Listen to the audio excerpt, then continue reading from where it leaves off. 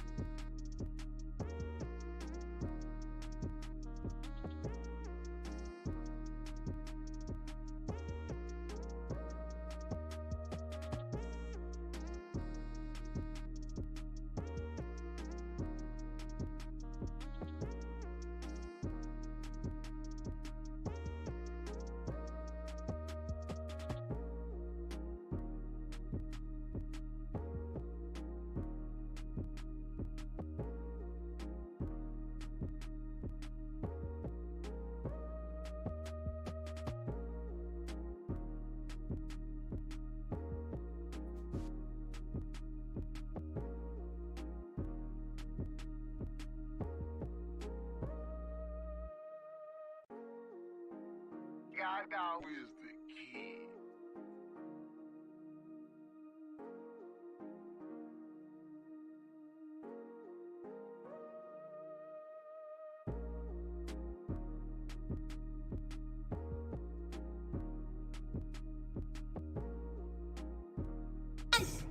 And then the man came back, and I said,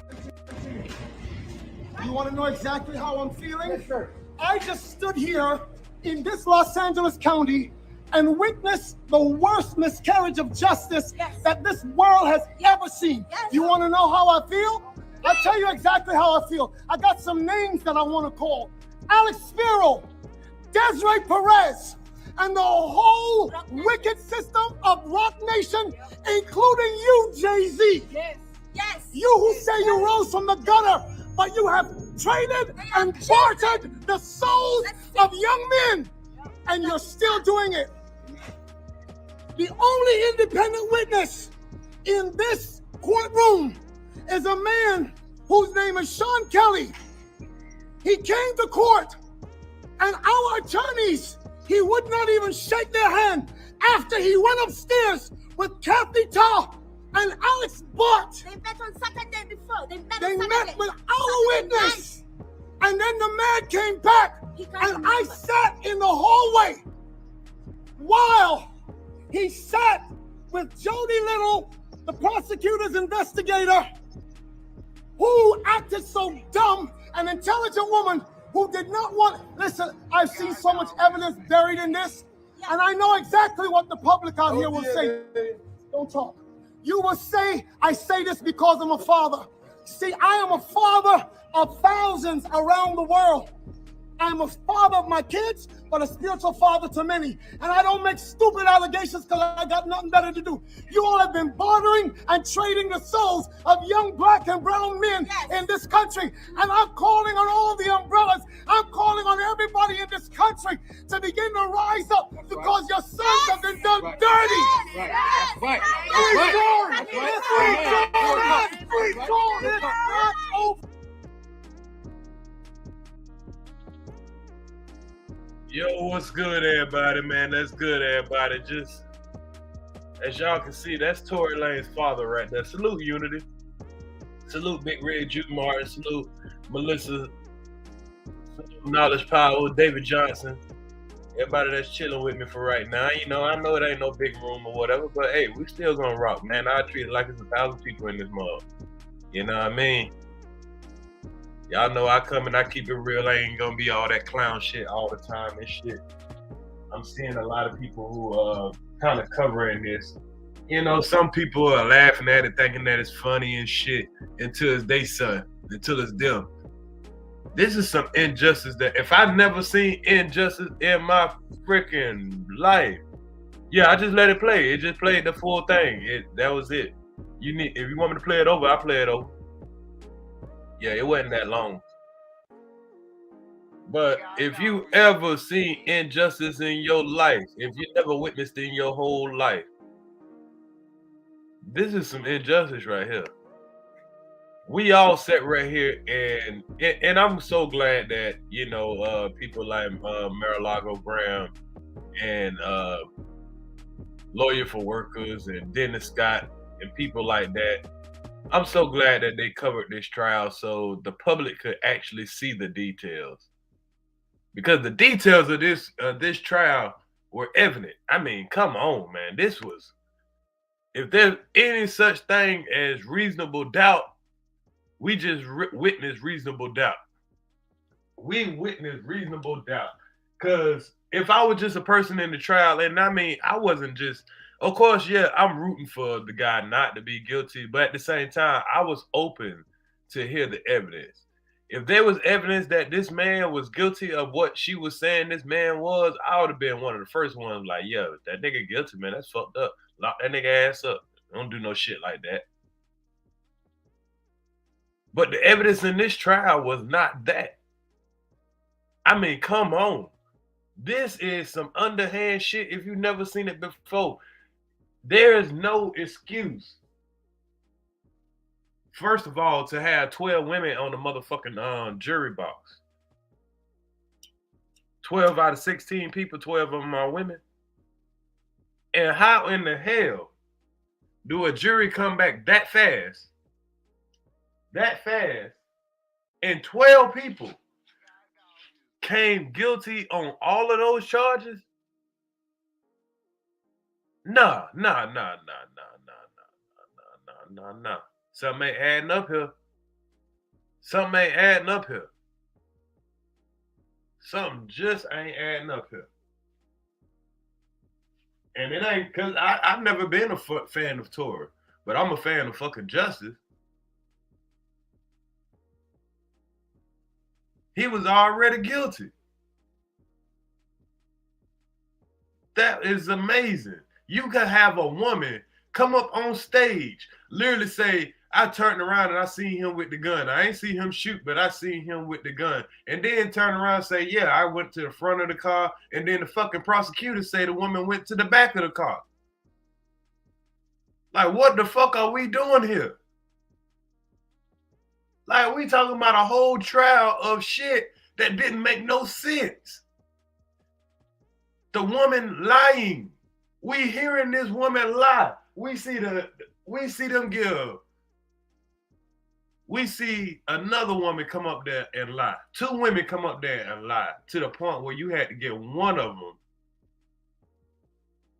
You had to get one of them. Damn, what the fuck that shit called? I done lost the damn word for it. But y'all know what I'm talking about. Well, she ain't gonna get no charges pressed on her.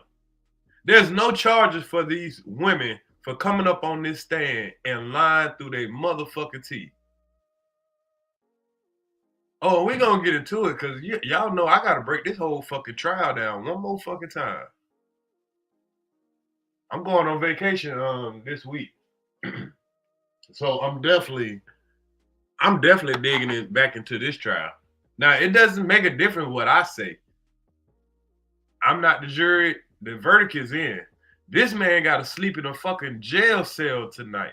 This man got to sleep in jail until a fucking appeal comes. Do y'all know how long an appeal take?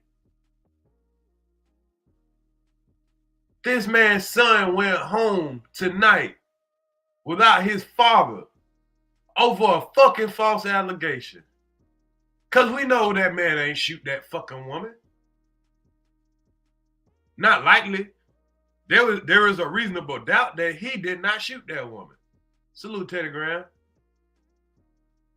This little boy had to go home without his father. Do y'all think America would have treated that woman like that? This son had to go home without his father. Where the hell this picture at? This shit is sad beyond a doubt, bro. And usually I don't really get invested too much in, you know what I'm saying, any, cause I always feel like that Hollywood shit.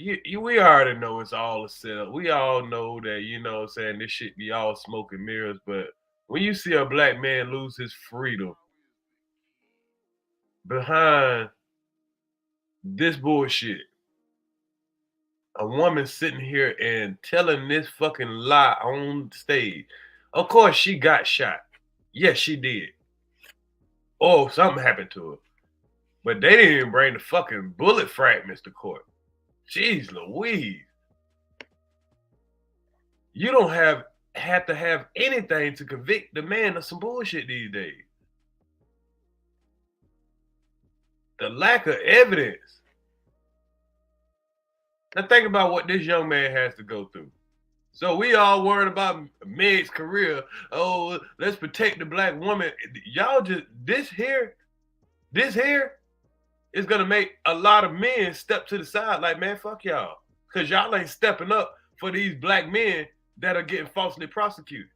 Here's a black man trying to raise another black man, and y'all wonder why all the black men out here fucked up in the head. Cause motherfuckers are sitting around and let the system pull this kind of bullshit on them, particularly niggas that's at the top. I always been a fan of Jay-Z, even though I know the nigga is kind of I know he what you want to call Illuminati bound and all that shit, but I still used to be like, oh, well, you know, he's done, you know, he's made a lot of black millionaires. He, you know what I'm saying? He might have took the oath and all that, but he usually stay out of the way. But after this little stunt right here, hell nah. Rock Nation, hell nah. Because everybody see what the fuck was going on. Everybody see what's going on. You just gotta be blind if you don't know what the fuck just happened. This man was the hardest artist out. They had that Rock Nation brunch where they had Kelsey and goddamn Meg try to push up on him and goddamn try to get up on him and pull that little move. And they pulled that move on him. They were successful on pulling the assassination on another black man. So you can't tell me all these artists that be getting killed and all that shit. You can't tell me these goddamn industry don't be having a hand in that shit. Nah, you can't tell me that shit. Cause we just watched a major record label put out a career hit on an individual, on a black man, because he wanted to stay independent. In my opinion. I just got to say in my opinion, because I don't want YouTube to start saying that I'm putting out false information. That's just my opinion, YouTube. I'm entitled to my opinion. I believe the powers to be had a lot to do with this. They had to. There's no other, because it ain't no fucking way. It ain't no fucking way that 16 people can listen to that trial into details, hear what Meg had to say, hear what Kelsey had to say, hear what the sole eyewitness had to say, hear that weak ass argument, hear all that shit, and not have a doubt in their mind. You're telling me without a reasonable doubt that this man is guilty? Nah. You might have a doubt. There was way too many open-end questions. Way too many. This is the same city that found OJ innocent. And you're telling me, after hearing all that shit, after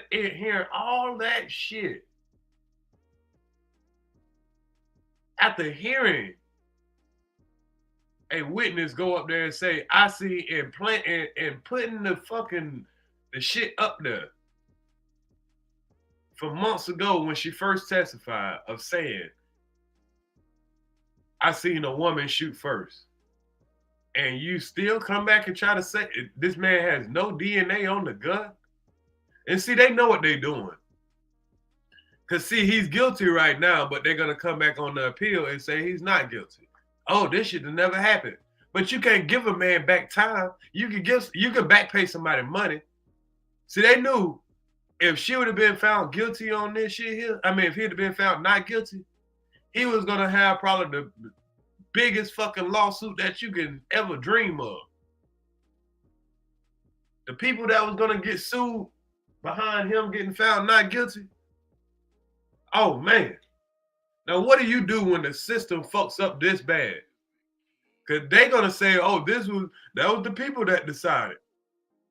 Is it really? Was it really? Was it really? Because that wasn't a jury of his peers. You put 12 women on the motherfucking jury. You put 12 women on the jury. That was not a jury of his peers already. The shit was rigged. There's no way in the world. That shit had to be rigged to the T. Ain't no fucking way in the world. No way in the fucking world. That 4 men and 12 women in the fucking right mind could have sat right there and said, without a reasonable doubt, I ain't got no question in my mind that this was the man that so-called shot this woman and did it in the way that they just broke that shit down. She looked over her shoulder and he said, dance, bitch, dance. Shot off all the shots and he ain't got not one bit of DNA evidence on his hand. And they didn't even test this woman's DNA on that gun, but they're saying that there's woman DNA on the gun. There's no fucking way in the world that anybody in their fucking right mind could sit there and hear that fucking evidence and say, I'm 100% sure what this man has been accused of is a fact. This man is facing up to 20 fucking years behind bars. And if he set an appeal, do you know it's going to take this man about 6-7 years to come up for an appeal? This man will have to sit in prison 6-7 years, get deported back to, you know what I'm saying, Canada, which, I mean, that wouldn't be a bad thing because we're on the social media shit now.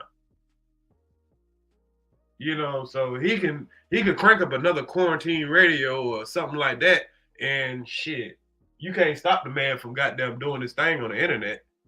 That man can start a YouTube channel right now and go millions. Well, they gonna shadow ban him and all that shit. But now they're gonna use this conviction of him to keep their foot on his neck, because there's gonna be a lot of people who are gonna forget about the details of this trial. 5 years from now, people are gonna forget about the details. They're just gonna go with the overall verdict. He's found guilty of shooting Meg Thee Stallion. He is found guilty. So the people who didn't look at the details, the people who didn't watch the trial, the people who didn't look for the truth, it'll be easy to put a blanket over the truth when you do shit like this. So no jury was paid off all along with the judge, prosecutor, team guaranteed. Had to be. That whole jury had to be already paid off, in my belief. They had to be. They had to place every last one of them motherfuckers up there. And with the kind of power that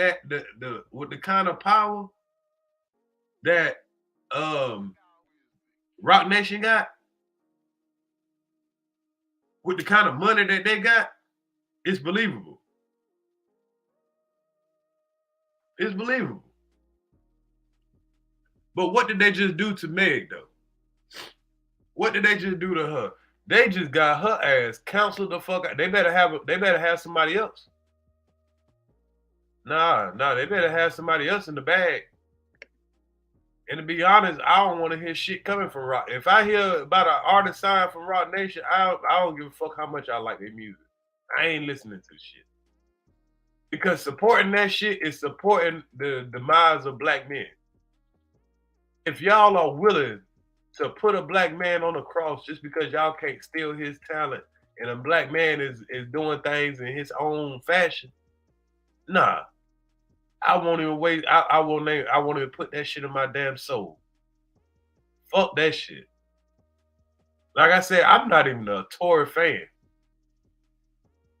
Now, I respect the nigga lyrics. That nigga is a lyrical beast. He's a lyrical beast. But I've never been a Torey fan. But I'm looking at this shit as a man, though. As a man, and like, what in the whole world? Because this could have been your father, your son, your cousin, your whatever it is. What the fuck?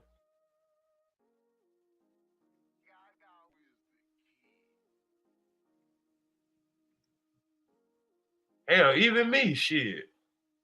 So, men, a woman can say you shot them and nigga had no fucking evidence, and damn, you gonna goddamn, you just going down for it. Ain't nobody got to prove shit. What's the use of proving some shit? Believe it all. Somebody got to go down.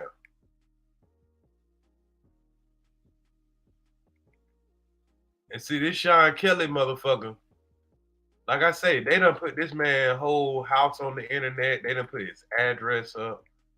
They done put all kind of shit up about this man. Imagine how much pressure he had to be under.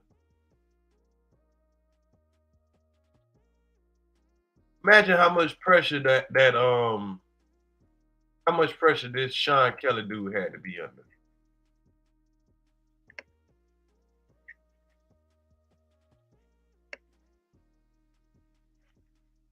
Man, woman won't be able to relate. It's crazy.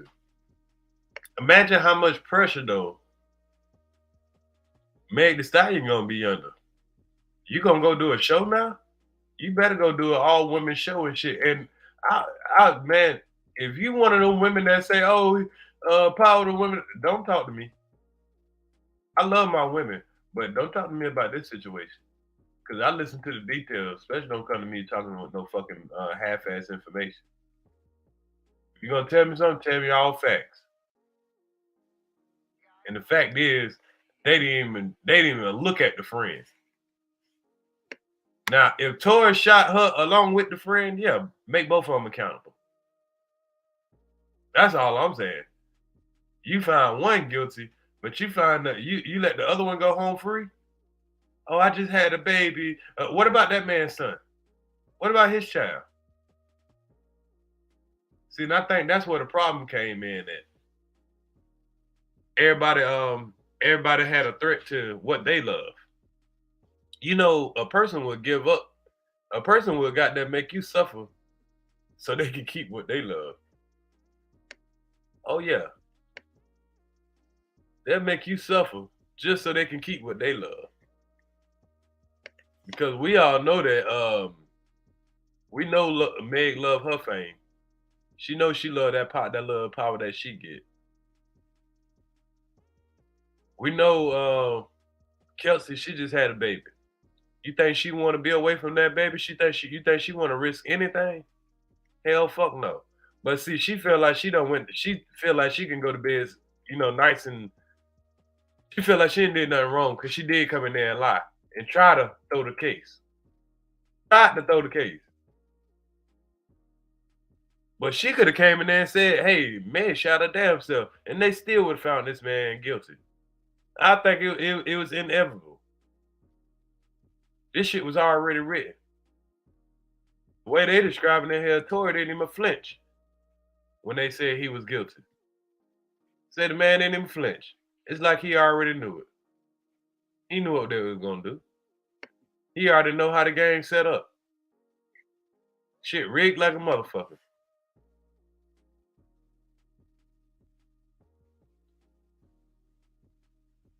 This was a rigged trial out the gate. And we actually sat here and thought we was gonna get some motherfucking goddamn justice. He started shooting the gun in the air in the first place with brother Antonio Barnes. You must be wasn't listening to the details.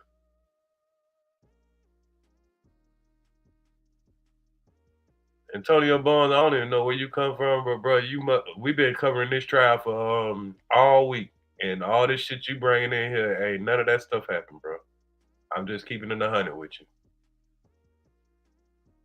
I don't know where the hell you got your info from, but bro, that's the problem with America right now. This is the problem right now. You said you did? That's impossible, bro. For the last 3, 4, 5 days, bro, we've been playing everything been said in the trial, and nothing you just said got played out in trial. Let me read what you just said so I can make sure I'm making a rightful judgment. He was the one that had the gun in the first place in his car. Now, how is that possible if, first of all, the man that didn't have no DNA on the gun? 2, the witness, the one-eye sole witness, said that he saw Kelsey run back to the car and get the gun, and he saw the muzzle flash by her. He saw, the witness saying this, not you, Antonio. The witness said this. He saw Torey go wrestle the gun away from Kelsey. That's what was said in court. And then he changed his story on the dime and say after the first shot, that's when he seen Torey take the gun and start waving in the air. But he really didn't see a gun. But then he said he shot 5 times, but there was only 5 shots shot at the damn thing. So how does she shoot and he shoot and it still be 5 shots?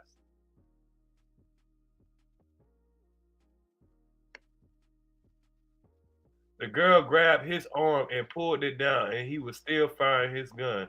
Where did you get that information from? Was you there? Because that never got said in trial. Never got said in trial.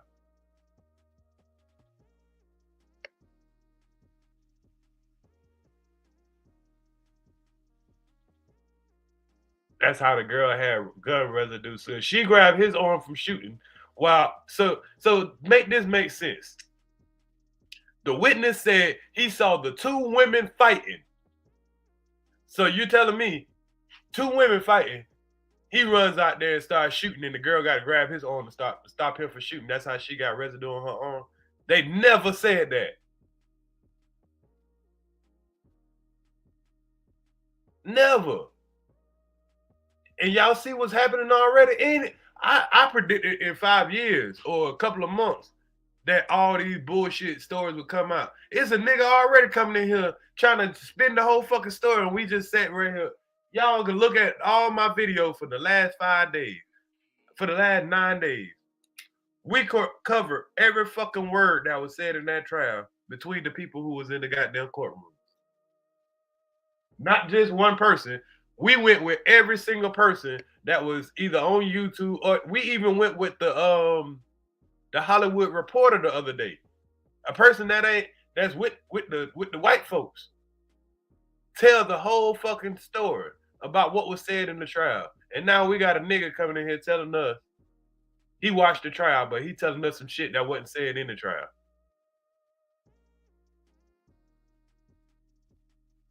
Man, please.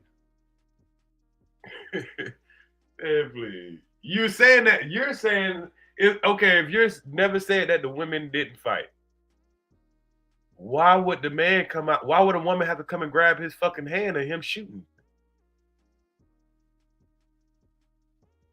Nobody ever in the trial said, if you said you watched the trial, if it wasn't said in trial, then how are you putting it out there then, bro?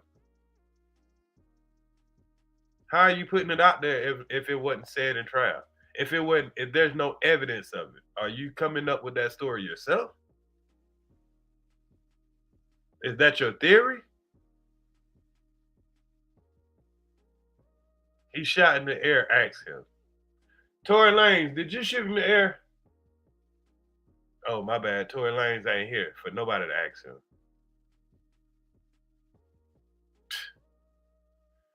Anyway, y'all. Let's see. I'm gonna play that video. This guy say, so all 5 bullets ended up in the pavement of the street, man. Okay, well, why he wasn't shot in the foot then? Why Kelsey didn't get shot then? Answer that, sir. Because you remember the witness said he was shooting all in the air, right?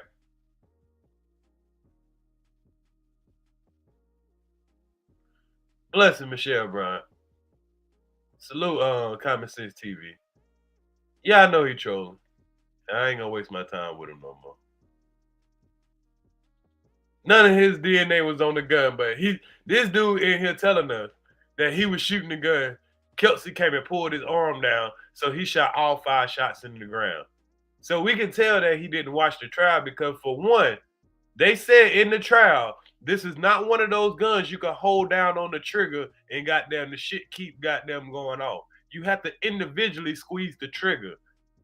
So even if she pulled his arm down, he could have stopped shooting right there. Anybody could have stopped shooting. And that's not what happened, bro. This is what I'm talking about, y'all. This is what I'm talking about. They already out in full blast spreading fucking false stories. And the longer it get away from this trial and the details, the more and more they're gonna goddamn put out there like this man. By the time it get to in 5 years, it's gonna be a movie out where that nigga just got out and said, dance, bitch, dance. I said dance, bitch. Boom. I said dance, bitch. And she gonna be like, oh, Torey, don't hurt me. I'm just, all I want to do, all I did is say your music was trash. I really didn't mean it. He was like, I don't give a fuck, bitch. My ego hurt. You know I'm short already. Dance, bitch. Boom. Boom. I said dance. Kelsey, shut the fuck up. Pop. He gonna punch her in the face. He gonna pull her down by her hair. Yeah, in the movie, all that shit gonna be, all that's gonna be facts in the movie. By the time, in 5 years, by the time they got down this story, by the time niggas like Antonio Burns run around from chat to chat, spreading lies like that, and got them and the other people that the people of power have sent around to do this mass fucking lying shit and spinning narratives and trolling and shit. By the time that shit get around, that's gonna be the whole story. That nigga gonna have a Glock with a switch. In 10 years, Torey got a Glock with a switch. He got on top of the car and said, bitch, dance. I said dance, bitch. Brat, brat, brat. Yeah, that's gonna be the story in 10 years. They gonna have Torey jumping out the truck, snorting coke, going crazy. Y'all already heard the white man try to say, oh, I thought they were going to throw her in the ditch. That's just the perception that they're going to put on the black man. And it's sad because it's black people that's doing it. You think this Antonio Barnes dude ain't black? That man saying, I watched the trial. But he came in here and said everything, a whole bunch of shit that wasn't even in the trial. Come on, bro. We got to stop doing that shit. We never seen that dude before, but all of a sudden he in there saying, I watched the trial. This is what happened. Torey was shooting all crazy everywhere, and Kelsey tried to stop him and pull his arm down, and that's when the bullets ricocheted and shot Meg. Ain't none of that shit got said in court. Talking about that's what really happened. Just ask Torey. Like, this nigga got Torey's phone number right now. Torey locked up. He been talking to Torey. Yeah, that's gonna be a Rotten Nation motion picture. This nigga said just ask him. No folks did ask him. He said he didn't do that shit. But nobody never want to ask the real questions. You asked the rhetorical question. You just said ask him. I don't know. Here, bro, I'm going to drop the link for you. I ain't got no beef with you, bro. It's just that you ain't making no damn sense. And if you actually watch the trial, bro, because okay, you wasn't speaking factually. Okay, I was thinking that you were speaking factually. That's what I'm saying. You spreading a narrative. You doing what I call wabbitry. You running around pushing a false narrative. I like to talk facts. I didn't see the Casino for Life part. No, I didn't see Casino part. I just took notes from the trial. I've been just covering the damn thing from day one. I'm just going off of what the witnesses said. I'm going I keep going over what Meg said. That's what I'm going off of. What the witness said. The witness said the only thing happened is she told Torey his music was trash. I don't gotta go to another man to goddamn get my own facts and research. I mean, I salute the Carcino. I rock with Carcino. But if Carcino doesn't have physical evidence, proof, I'm just gonna only take that as his opinion. Just his opinion. If unless he got Tory Lanez right there on the phone and Tory saying that, I can't go off of what this man just said. I'm going off of what the actual woman said. If that's what happened, why these women didn't say that? Because that would have been that still would have been his fault. All the women would have had to say is, Kelsey could have said, Tory was shooting all around. I tried to stop him by pulling his arm down and he accidentally shot Meg. He would have still got convicted of the same thing. She could have told that story. She wouldn't have been in no trouble for that. But did they explain how the gunpowder got on her arm? No. So I can't just go listen to another man and the evidence don't make no fucking sense. And I just like, oh, well, Carcino said it, so it got to be right. You get what I'm saying, Antonio Burns? You know what I'm saying? I ain't dissing you or nothing. It just I'm just saying, like, I'm going by what was said in trial. What this woman said, the victim, the gunpowder was on Torey. Bro, you couldn't have been watching the trial. Do you know what GSR is? They literally said GSR was on Torey and it was on Kelsey. It was not on, well, they didn't test Meg, and it was not on the gunpowder was just on the girl. I just said it was on Torey and Meg. I mean, not Meg, Torey and Kelsey. You said you watched the trial, bro. If you watched the trial, then why are you asking questions that was in the trial?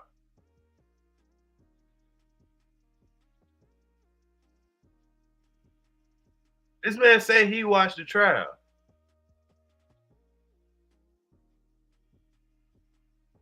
Yeah, I rock with Casino. I've been watching Casino for years, but some stories, I don't know where he be pulling that shit out of his ass from, but you know that I ain't saying that he pulling out his ass because I haven't seen what he's saying in context. See, Antonio Barnes could be taking this man's words out of context. I don't know. So I'm not gonna say, oh, that man don't know what he's talking about or nothing like that. He could just be confused because he's telling me what Carcino's saying, but if he's not over there actually getting it in details, you know what I'm saying?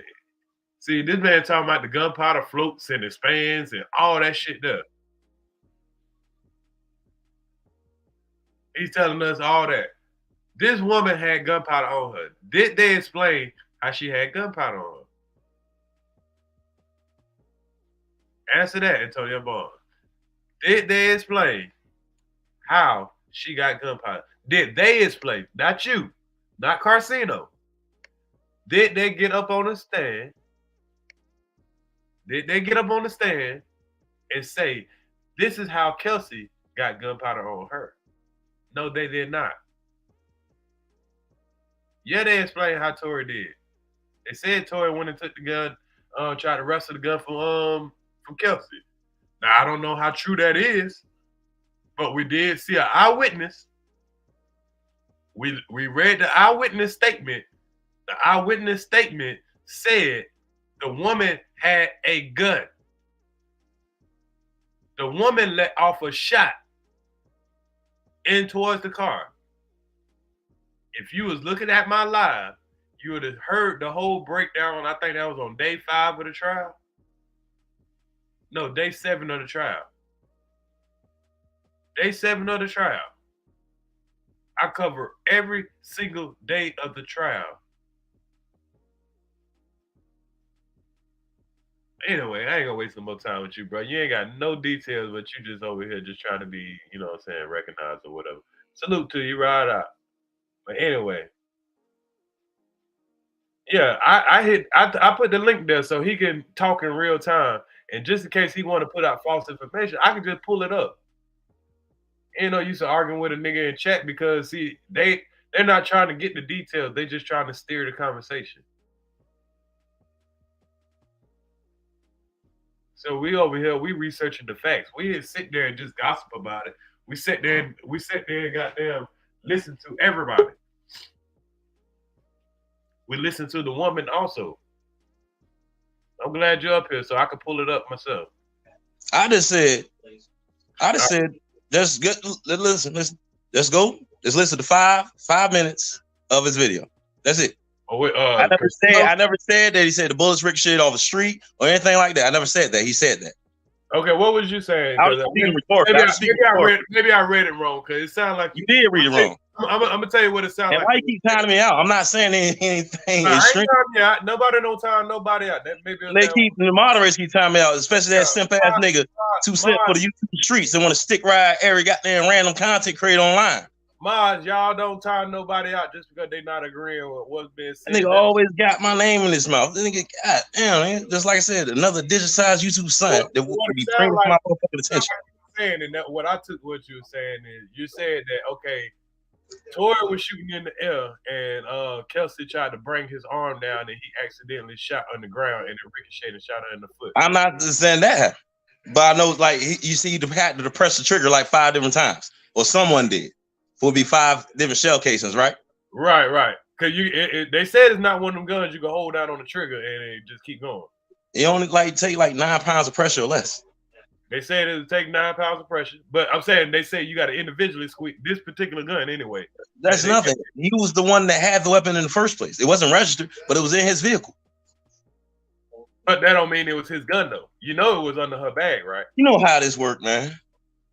That's what I'm saying. You know how your vehicle, man. No, it's not yours. It's gonna be yours anyway. This is why all the again, he tried to pay the girl $1 million to change her testimony.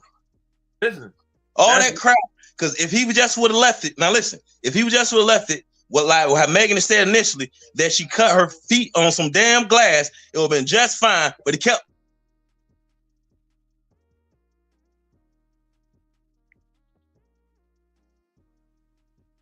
I don't know. You cut out. Something wrong with your internet, bro. Okay. The first remark you made was right here. You said he started shooting the gun in the air in the first place. Now, where did you get that information from? Can you hear me? Yeah. Now, hold on. I just put your first message up. You said he started shooting the gun in the air in the first place. Where did you get that information from? Like I said, go to Garcia page. Huh? I know where he got his information from. I'm not releasing my source. I just know where I got my information from. But it's similar to what he got. And it wasn't revealed in the trial, and it's on his Patreon. But I didn't pay for that. So I just pretty much knew.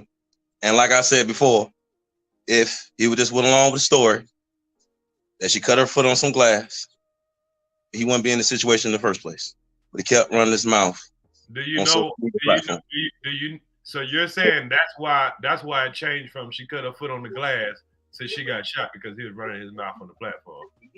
Yeah, he did do that. You telling me he didn't do that? No, that's not what happened. Where are you getting your information? No. I said, so what happened initially then? The doctor you're not telling me initially. That's not what she said. No. Initially, she said she cut her foot on glass. Yes. So how did that change? If you listen, I'll tell you. I'm trying to tell you. Okay. The doctor came in and said you have bullet fragments in your foot. So she had no choice but to say how she got shot. Do you remember that? Yeah, I remember that. Okay. So how did you get a story of saying the only reason that got put out there is because he went around saying something? He didn't say anything. He did. Bro, you gotta do a better job of finding out like he did. He did. What he said? Especially when it's found out bullet fragments in her foot. And again, she never put it out. She never put it on him. She never put it on him that he shot her. Not initially. She did. She literally went on Instagram after they found bullet fragment in her foot. She went on Instagram. She said, that nigga Torey shot me. That's what she said out of her own mouth. You don't remember that? I remember that. Okay. Then she went on Gayle King and said, that nigga shot me. Gayle King said, well, why would he do that? What did y'all have some kind of relationship? What did she say? So she lied about it initially. About the relationship they had, and they revealed it in court. Everybody knew she was fucking. Tell me this. If they got into a fight, her and her friend, they know this. If she knew she was sleeping with this man and her and her friend was mad about, you know what I'm saying, the relationship or whatever they had, why wouldn't they why wouldn't they speak on that? What you say again? Why wouldn't they speak on that? Why wouldn't she just say, well, you know, me and my friend was getting into a fight. He started shooting in the air. My friend tried to pull down his arm. He started shooting into the ground in the ricochet. Why wouldn't that just be said? Yeah, that's not hide about that. I guess you can say that's part of the agenda too. Because he still would be guilty of shooting her if that's what happened. Yeah, so that's what actually happened. Like I said, I told you about how gunpowder works. Of course, the gunpowder residue was found on her, the same as him. Well, why wouldn't they explain how she got gunpowder on her? The whole trial, they never explained how Kelsey got gunpowder. She had a couple different stories, just like the $1 million offered to pretty much flip her and make up a whole new story during the trial. Okay, let's say he offered her $1 million to make up a story in the trial. Why didn't she do it? Because all she had to do is say Torey did it. Well, can't control everything with money. If she got paid $1 million, control everything with money. Those are the decisions. That's the easiest $1 million you could ever make. All she had to do is get on that stage and say, "Yep, he did it." That's all she had to say. But you're on oath, and that is perjury. Yeah, they lied about everything else under perjury. So it's up to them to actually enforce the law. Then it's up to them to actually enforce the law and present or pre-existing evidence, new evidence during the appeal. You gonna appeal to everything? They said right there and say that there was no fight. She said she just bumped Meg. Now we know that's a lie because this girl nail was on the ground, her jewelry was on the ground, and her shirt was ripped, and she had a ball patch in her head. How did that get there? Yeah, she was rumbling with that girl. Exactly. So we both know that's rumbling with the girl. I never said they weren't fighting though. That's the whole thing. I never said they weren't fighting. What they're saying they wasn't fighting. So you're saying that, okay? I'm not saying they shouldn't be held accountable for their actions though. Everybody complicit. You shouldn't have had the gun. It's unregistered in the first goddamn place. And it's his vehicle. You know, he the one to grab it. You trying to tell me the girl grabbed the gun and she was shooting in the air and Torey grabbed her and pulled her hand down. And like I said, bullets ricocheted somewhere or they didn't ricochet, but somehow her feet got hit with bullet fragments. That's because bullets fragmented somewhere, right? It wasn't a whole bullet that hit her goddamn hit her toe and shit at all. It wasn't in court. It was explained in court. I said, but how to get bullet fragments? The fragment. Keyword is fragment. It fragmented, right? The fragment wasn't brought to court, so we don't even know. I didn't say the fragment was brought to court, but he said bullets and fragments were found in her foot. That's how this whole mess started. Right. So it ricocheted off of something to fragment in the first place. Right. It wasn't her foot that fragmented off. But did you hear what the witness said? The witness can say what the hell he want. They can perjure themselves and not be held accountable. Your own caucus do this shit all the time. Bro, you're making my damn point there. But like I said again, he a Canadian. Like I said, he shouldn't have been put in this situation in the first place. No. What got to do with it? You a man. You a black man. Yeah, I understand all that. But like I said, dog, this is the United States of corporate America. Hold on. It's the United States of corporate America, dog. It don't work like that. Hold on. You just deflected like a motherfucker. I ain't deflect. I ain't deflect anything. I ain't deflect anything. You're saying this is okay just because you're a Canadian. I didn't say it was okay. I just explained how it is. It don't matter if it's not okay. It's still gonna happen. Whether you want to do something about it or if they don't do nothing about it, it's still gonna happen. It doesn't matter. He appeal. Hopefully he win his appeal. Ain't no need to cry about the shit. You're right.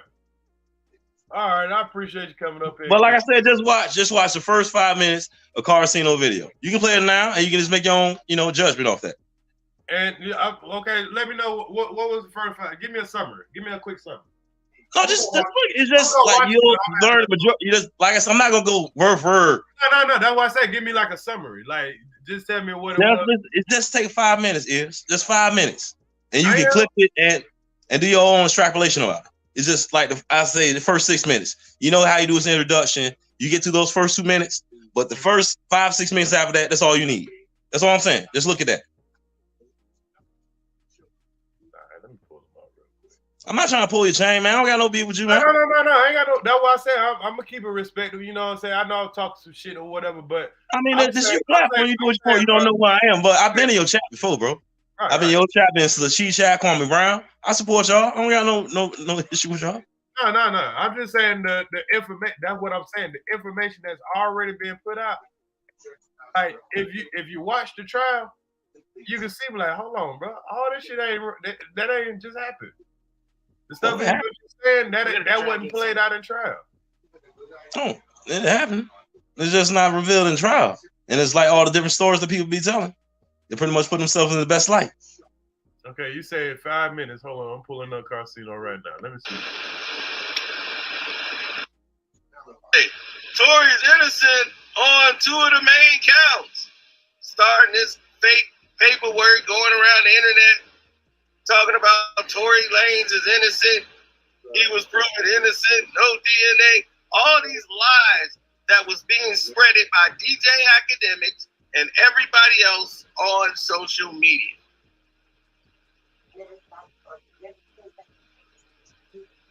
Y'all can hear that, right? They can hear it. You probably gotta go back a little bit though. Go back a little bit. Yeah. So Like go to like 3 minute mark. So pretty much he's saying that DJ Academics and all those people lying, right? Okay. I get him on that.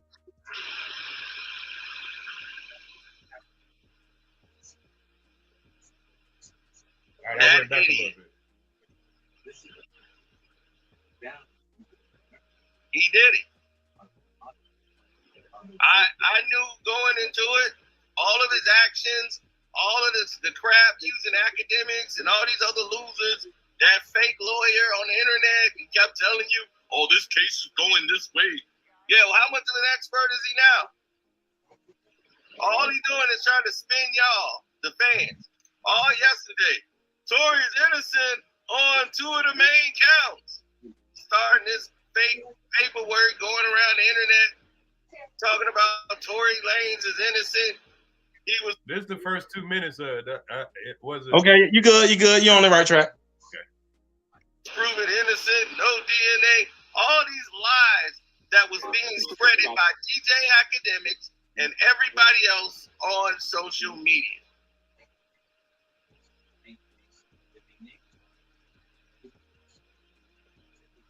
I'm going over it, Crystal Williams, because I want to hear it for myself.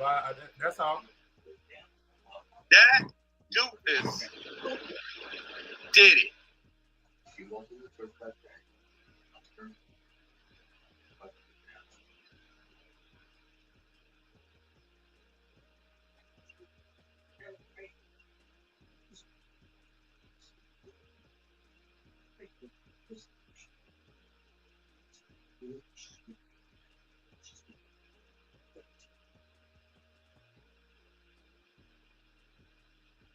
What, he paused or something?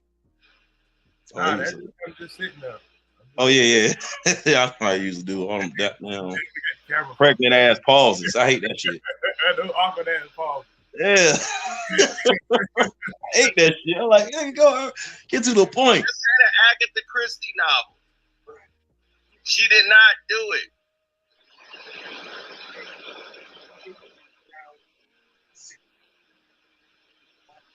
It ain't no most likely she did it.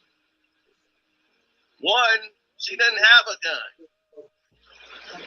gun. 2, how do he know that she don't have a gun? Hey. Let me listen to his other reasons. it was his gun. How did he know it was his gun? Because it's not registered. The DNA, his DNA is not on the gun. Ears. 3. That's all I'm saying. Like, cause what I gotta tell you this, bro. I gotta tell you, like, again, you wouldn't think that. Did the police get there instantaneously after the incident happened? Did they get what? Get there instantaneously after, No, after they say they pulled him over down the road, pretty much after they left the scene. So whose DNA was found on the gun? They said it was a woman's on there, but they didn't give Kelsey a DNA test. But there was a woman's DNA on the gun. They just And not that. Now listen. Now listen. They just did not test. Torey know about the gun. He knows about the gun being in his vehicle. Whether it's registered or not, it's registered to anybody. But the Firearm women was registered in to the anybody. vehicle, they had they just bought their bags from Texas, right? They had their bags. The guy EJ, who is her stylist, he said he put the bags in the back. One of the bags got put up front. The witness said he saw one of the women go back to the car, and that's when he saw the first muzzle flash. That's what was played in court. That's the evidence. I don't like to go with speculation. I like to go with the facts. That's what the witness. So they was fighting. So they actually fight inside the vehicle. And after he stopped the vehicle, she got out and went behind and pulled the gun out of the bag and started shooting. The witness said he saw the woman in the back seat get out the vehicle, go in the front seat, and all he seen was legs flying. So they were fighting whatever. In the back of the car, they was fighting in the back of the car. That's what you're saying. No, Meg was in the front seat. So the woman out the back seat got out of the car and went up to the front seat. Okay, but I'm trying to tell you, you said like, Megan, she had like her necklace got ripped off, she had a patch of hair missing, this, that, and third. That wasn't Meg, that was Kelsey. That was good. So did Meg whip her ass from the front seat in the back, and that's when she. They said they were out there fighting relentlessly. And outside the vehicle, and then they got in the vehicle and kept on fighting. There's kind of like, I guess they was right there, like at the front of the vehicle, like at the front seat kind of part. I guess Meg was, because the dude said he seen the legs got them flying out of the motherfucking car, so she must be was in there and kicking like a motherfucker. And then they got out the car and they was fighting.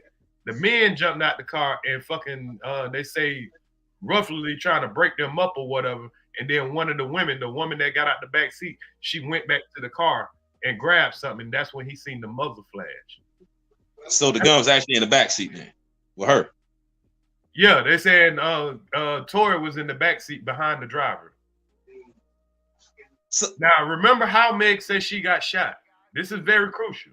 She said what she said now, not nobody else. Okay. Not Carcino, not me, not anybody else. This is what she said out her mouth. She said after her and Torey was arguing, they pulled over.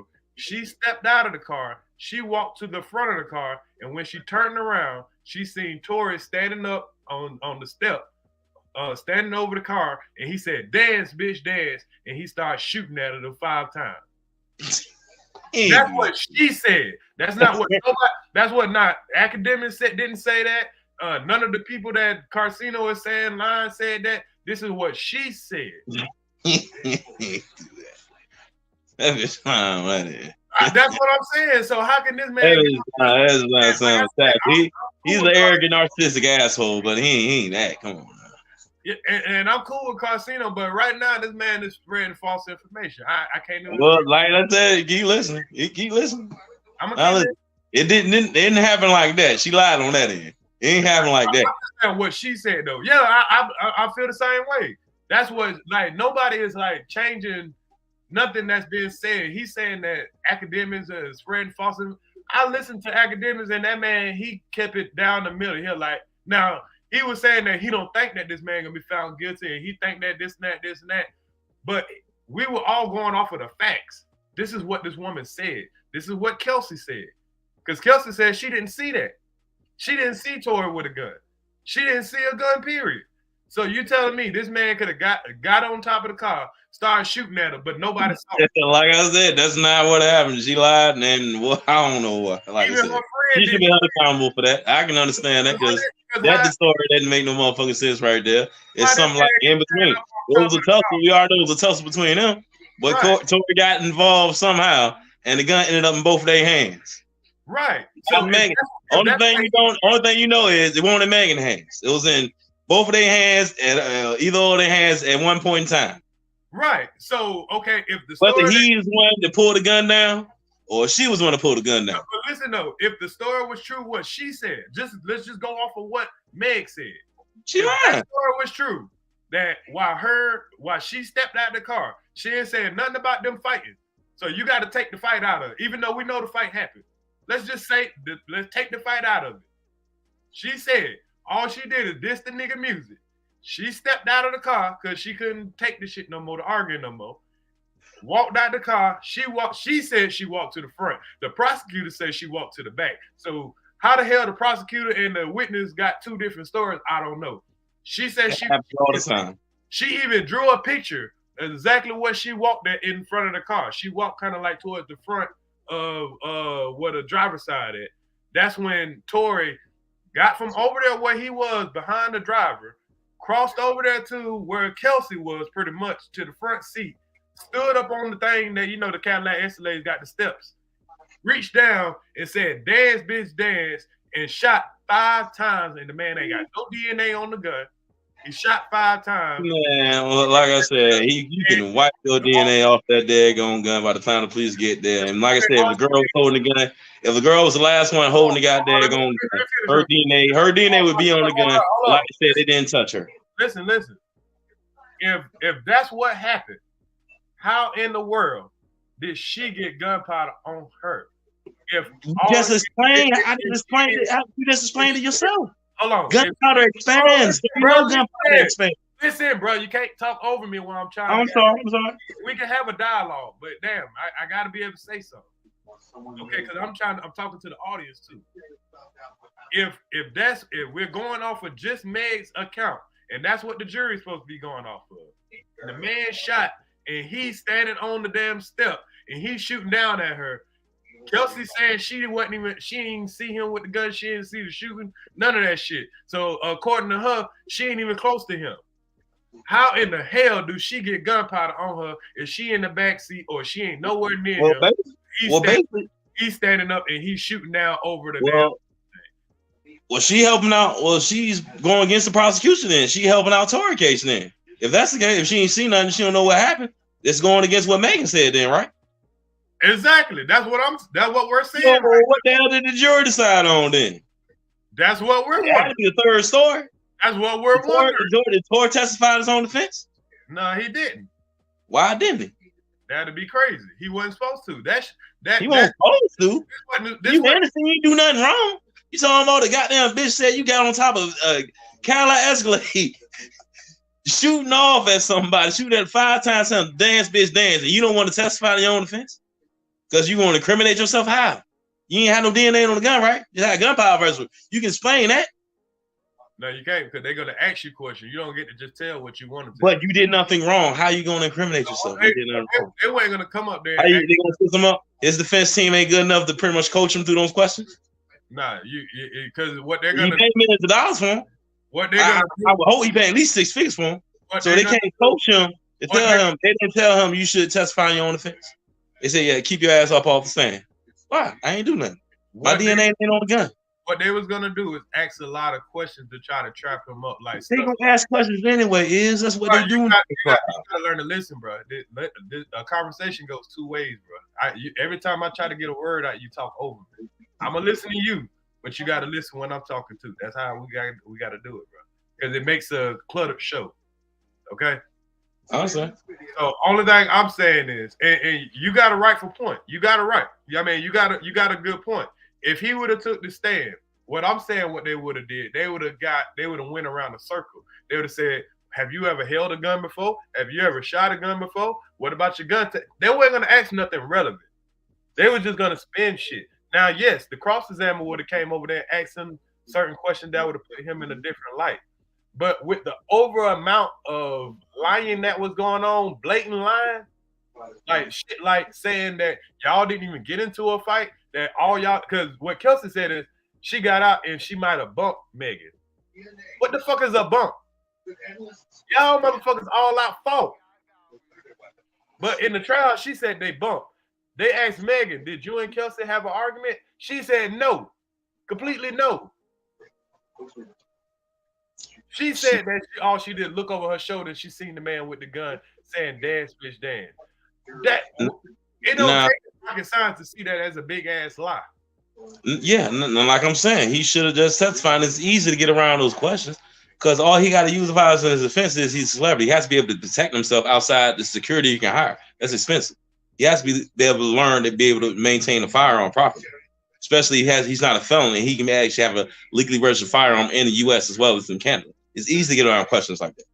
Especially if you got the right legal team around you, you paying like I said, 6 figures or even 7 figures for.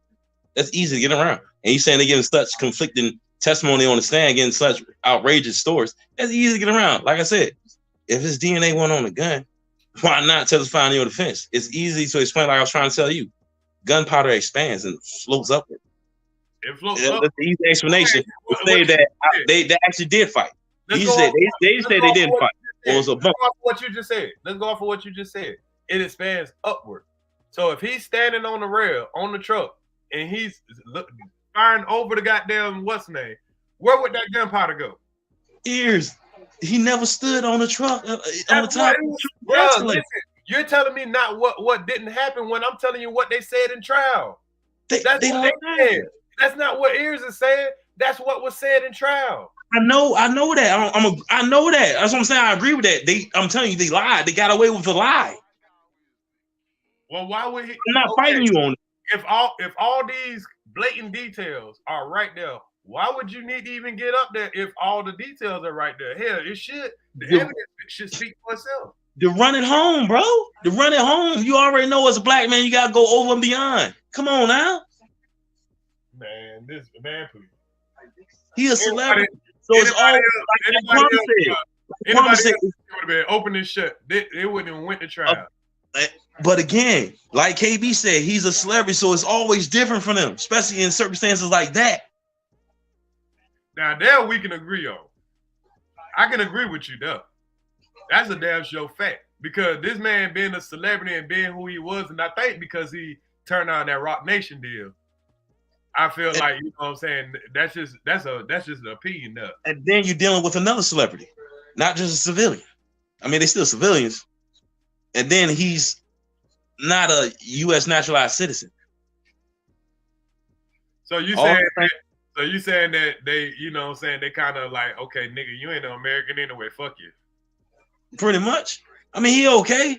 But like I said, he got his faults like everybody else do. Like I said, this situation should never happen. That's all I'm saying.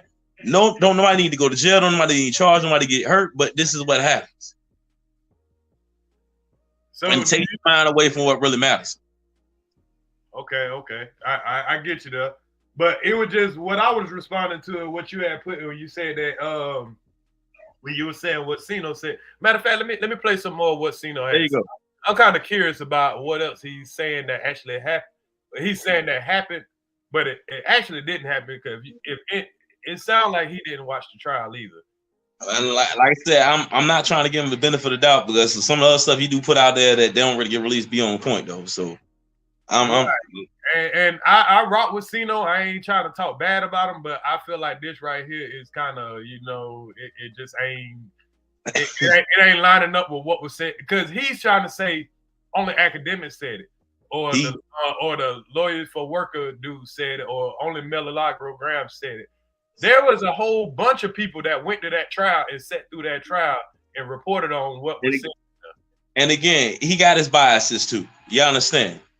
He don't like Torey anyway. He don't like Torey anyway, especially because he stood shot at Drake. So he's the biggest Drake fan on the planet. So. Because when I went through some of my research, I didn't only play those dudes that he's talking about. I played the Hollywood news people, the people that ain't got nothing to do with that shit. They just there to cover the news. In Hollywood, the white folks, they were saying the same shit. They were everything that was said in trial. Those folks was covering that bit word for fucking word, and they were saying the same shit. And like I said, I can take it with a grain of salt and put it down to bias. Like I said, he don't like Torey. Right. But if he I want to hear more of what he got to say, bro.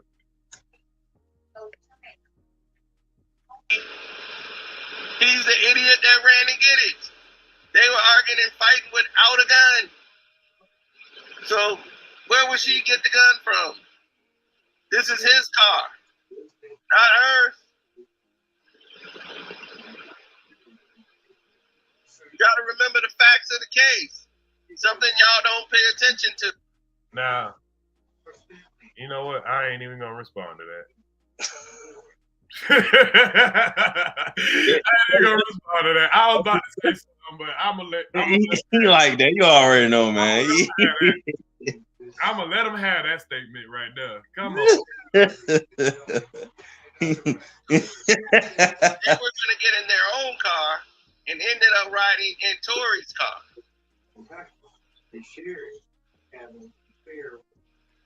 Okay, with that statement, let's remember the facts of the case. The guy, the stylist, the dude that came in there, he testified. Let's go with the facts. Now let's go with speculation, because I think he's going with speculation. The facts of the case. The stylist, he said he brought them there. They were supposed to leave with him. Meg told him, move my stuff from that car, put it in Torey's car. We're leaving with Torey. Torey didn't even know that they were trying to leave with him. He found out a little later. He was like, hold on, why y'all going with me? Then he told them, take them home. They drunk. They left. Meg lied and say she don't remember them leaving. Kelsey testified they left, and Meg claimed that she left a slipper. So they had to go back. And Meg went in there and she came back out with Torey and said, bitch, Kylie said we gotta go. He was forced to leave. He let them leave without him. They left without him. He told his driver to take them home, take them wherever it is they need to go. But they came back though. You said they left and came back to get him. So this man is saying, let's look at the facts of the case. But bro, you ain't looking at the facts of the case. He sent them home for him to come back. He could have sent them off again. He had to go with them. So now Kylie like, bro, you got to go too, because Meg was coming back raising hell about Torey being there. Even if they get back. Kylie said that Meg wanted Torey to leave. Who drove him back? And wanted him to leave.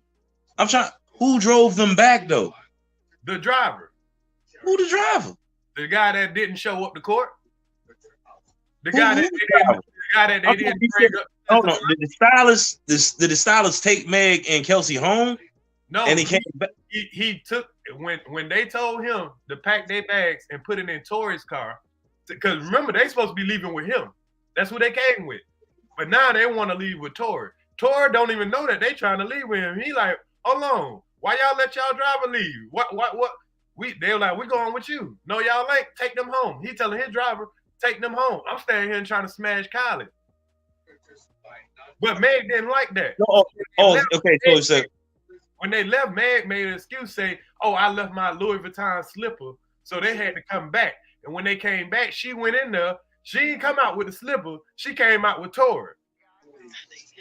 And they said that security had to walk them out because Kelsey was saying, I mean, not Kelsey, but Kylie was saying, y'all got to go. So she came out like, bitch, Kylie said, we got to go. Her friend, I'm not saying this. This is not my opinion. This is what's said in trial by the person that was there. No, was the the stylist their chauffeur? Was Megan and Kelsey chauffeur? They drove them there to the place in the first place? Yes. Okay, what happened to him? They didn't go home with him. They went home with Torey driver, and Torey driver brought them back. That's what was said in court. That's what was. So what happened to the other stylist? He the original chauffeur. What the hell he ain't taking back? That's the details that came out in court. They told the man, go on. We're gonna go with Torey. Torey didn't even know. They just transfer all that shit from his car to Corey's car. He came on stand and he said, I put all the bags in the back. When the police pulled them over, guess what? One of those bags got pulled up front.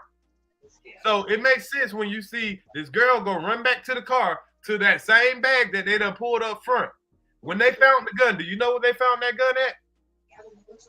It was under the front seat, under a purse. Do you know where Megan was at before she supposedly got shot? She was in the front. But when she had got shot or whatever, and they had to throw her back in the car, they had to put her in the back so she could stretch out. Now Torey jumps in the front. But now they're getting pulled over. The gun is already put up. How the fuck he supposed to know that gun is under the seat, under her goddamn purse? That's why she didn't want to claim, though, when they was asking which bag was yours. I don't know. I got a lot of bags. They was asking her that. She didn't want to claim none of the bags because she knew. Kelsey knew what Megan knew. So it was Megan gun. I don't know who gun it was. Did you see the gun that they're telling? Did you see the gun? No, ain't nobody see the gun. No, the gun. Somebody pulled up the gun. The gun was a bright green gun. It was a little tiny little gun, little bright green gun. What kind of man go buy a fucking little bright green gun, like a little neon green gun? Small. I have no idea. And a gun like that, you still gotta have it registered though. Exactly. Now, it wasn't reported stolen or nothing like that. So no, why wouldn't they pull up who the gun was registered to? Why they said the gun was unregistered. It wasn't registered. They said the gun was unregistered. That's what I'm saying. It's not making sense. Of course, it would be unregistered. I wouldn't put nothing last Torey getting a little bright green gun either. None them niggas. And like I said, if you over there trying to smash Cali, a multi-billionaire, and somehow, some way, Megan managed to pull you out when she supposed to be going home with the stylist as her chauffeur, and after all that, the chauffeur ended up disappearing in thin air. We don't hear about the chauffeur no more. Her chauffeur, and somehow you put it her in your car instead of that. Who the fuck they came with? I'm not getting how he got pulled out, and he's leaving with them. And that's all I'm saying right now. Because when I said that, I feel like Casino is putting out. I get it. He's doing content or whatever, but come on, bro. Like for him to act like he checked out the details of the trial, but you're asking questions that was right in the trial, it don't make sense. I'm saying that man must not have been trying to smash you too hard. I'm tuned into this shit now. I just want to hear what he said, because like I just said a minute ago, what was said in trial and what people about to start spreading around rumors with, people using their platforms to spread rumors with, it's gonna be dangerous. It's just gonna change the whole fucking story and take it off of what the actual facts was of the courtroom. Either or. That man had his gun, got his hands on that gun just like that girl did. So now Torey knew where the gun was.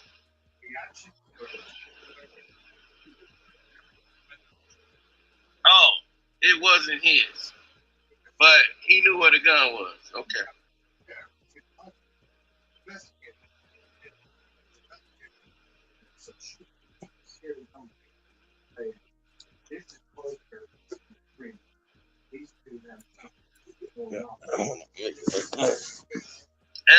Now, and did you hear the testimony from the stylist when they asked him, they say, when you pack up her stuff, have you ever seen a gun in her bag? And he say, I seen stuff that look like a gun in her bag. Did you hear that part? What'd you say again? They say he wasn't a gun in her bag. He didn't know.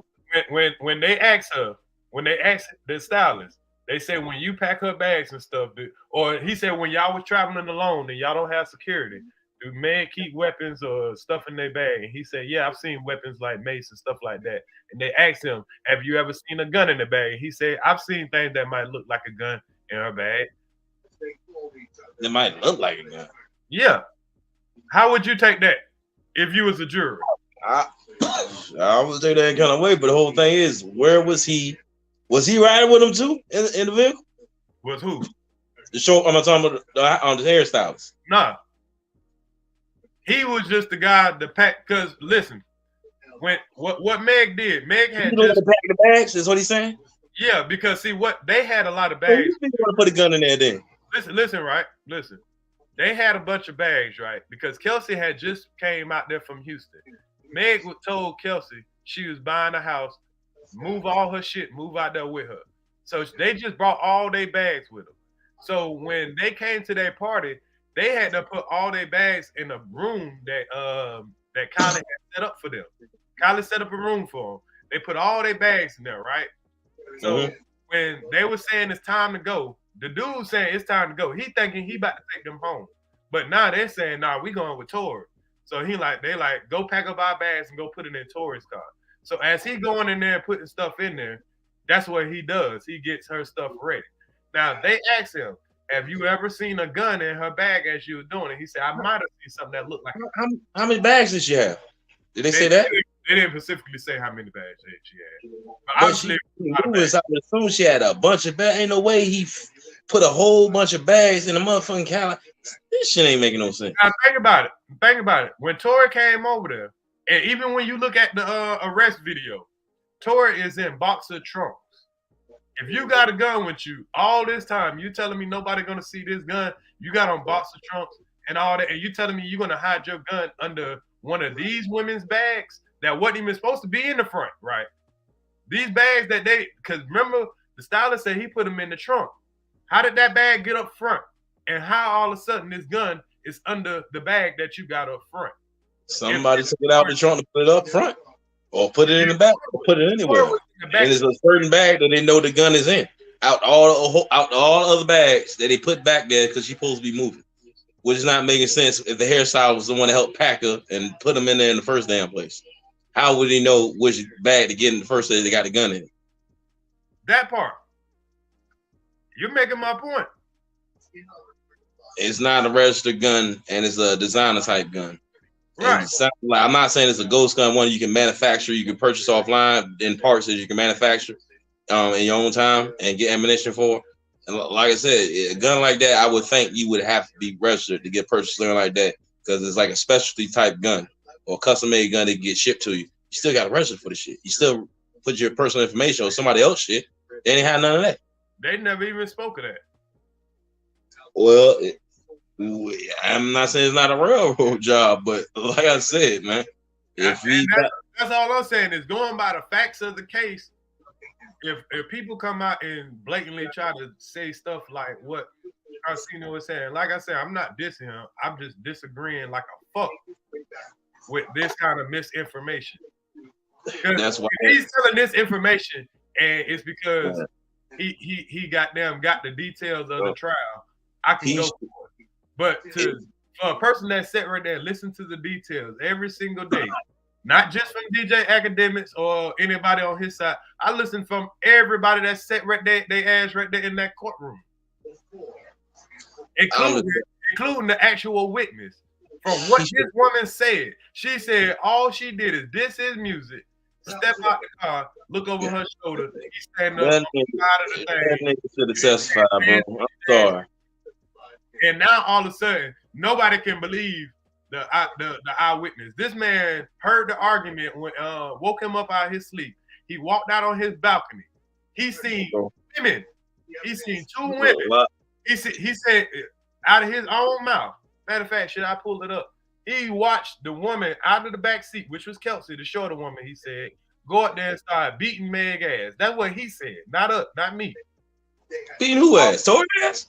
No, Meg. That's what he said. He saw Kelsey go up there and start beating Meg ass or whatever. All he seen was Meg legs, like she. You know how somebody might be hurt in the front seat. You said Meg was the one that had the broke necklace and the hair patch. You said it was Kelsey the one that had that, or it was Meg? Yeah, the Kelsey was the one with the broken necklace and the missing hair patch. So how she was whooping Megan ass and she got her shit fucked up? That's a whole goddamn. I mean, that could be them just fighting and somebody trying to break it up. You know how females be grabbing hair and shit when you try. Did like Megan have any marks or anything on her like that? If she getting her ass beat, I would think something. I mean, I don't know. I'm just going off what the witness said. I mean, you can ask the witness on. Yeah. I don't know. I'm just saying that man should have testified in his own defense. And his whole reaction to how he got found guilty, there was no reaction whatsoever. Only time you're gonna see somebody testify in their own defense if the case is going really horrible. This case, in any stretch of imagination, was not going bad. This case, if anything, we don't know if he shot her or not. But that's the point. What's it going? What else they got found guilty on? There's a big reasonable doubt right here. That's the point. You're not supposed to convict somebody with reasonable doubt. You're supposed to convict somebody without a question of reasonable doubt. That's what I'm pretty much saying. There was so much reasonable doubt, and from just the sole fact of the witness lying about small shit, going on national TV saying that you ain't had no kind of relationship. When it come to find out, y'all been taking trips and all type of shit together. So you tell him he can't push it over the finish line. It's too risky, even though all this reasonable doubt, all this thing was going so well that he don't need to testify. I don't agree with that. There's no lawyer in the world that would have said I would have had my client if they was Torey Lanez get on that stand. But he's innocent, right? He didn't do nothing wrong. He was there to defuse the situation. And he's the one that had to grab the gun out the girl, and like I said, she was still depressing the firearm when she was like, when he was taking her arm down, and it managed to make the bullet fragments, managed to hit Megan Thee Stallion in her toes. But the thing about it, there was no such thing as him shooting in the air and she got to pull his hand down. If that's what one of them said, then yeah, let him get up there and, tell his version. They're saying that they never saw him actually shoot. Hell, Kelsey even said she never saw a gun. She never seen him shoot. She never heard him say dance, fish, dance. She never seen all that shit. So what did the prosecution actually got them testify to themselves? What evidence they present? Other than say like Torey had gunpowder on him. He didn't have like no DNA with the gun. It was a girl, like a misidentified woman, the DNA on the gun. Bro, you said you watched the trial. I mean, I'm not asking you. I'm asking a rhetorical question. I pretty much know it does not make sense to me. Like I said, when they said it was gunpowder registered, they presented evidence, but it was like circumstantial at best. But it was on both of them though. They asked the defense lawyer asked this question to one of the gunpowder specialists. He said, "Who had more gunpowder on them?" The lady never answered it. She said she had to look at her notes. She never got back to it. How did y'all never get back to it? Then what the fuck did the defense do? But what they did do though, this is how you can tell it's not his gun. They tested the magazine. The magazine had a female DNA on it. But you know who they didn't test for DNA? The female. But it did not have Torey's DNA on it.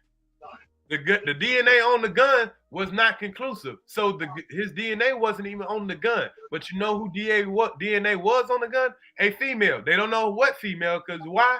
They didn't test no females. So how is a female it wasn't conclusive? Usually when they say it's not conclusive, they don't really know which gender most of the time. No. They know what gender it was because but they not conclusively know who it is, even though it's just two people involved in the whole damn incident. But unless they actually DNA test a woman, they could say it's a woman's DNA because of X and Y chromosomes, because men have X and Y. The defense then sent an order to have. Let me finish, bro. Let me finish. Okay. But in order for them to say exactly what woman it is, they would have to test the woman also, the Pacific woman also. They did not do that. That's the problem here. But see, where the story that we're hearing right now is people saying, "Oh, well, he had gunpowder on him." Well, so did she. If he was in the position like what Megan said, how in the fuck do Kelsey get gunpowder residue on her? You said it floats up. I'll agree with you there. But if he's standing up on the step of the damn truck and shooting at her, and Kelsey is nowhere to be around, even if she's in the back seat, she wouldn't have gunpowder. Because if she got gunpowder on her, then the driver would have gunpowder on him too, if that was the case. Do you agree there? Yeah, but I just explained to you is that incident never happened being on top of not the trunk, but on the hood or the escalator down. No, nothing that happened. Now listen here now. When it comes to the DNA evidence, you're trying to, the defense has the authority to have like have the testing like of like actual the plaintiffs and defendants in the trial. They have the DNA run or like probable evidence to exonerate their client. They had authority to do it. He's paying like 6-7 figures for these lawyers. Are you trying to tell me they didn't do their own DNA testing? They got to rely on the state. Right, they can't go and get DNA from the woman. But they can request it though. They can request it. The state has to oblige that, or that's suppressive evidence. Or that's suppressive evidence. They can actually appeal that. They could pretty much. I'm talking about not after the trial. I'm talking about doing that to get it like dismissal because they're suppressing potential evidence. Doing that.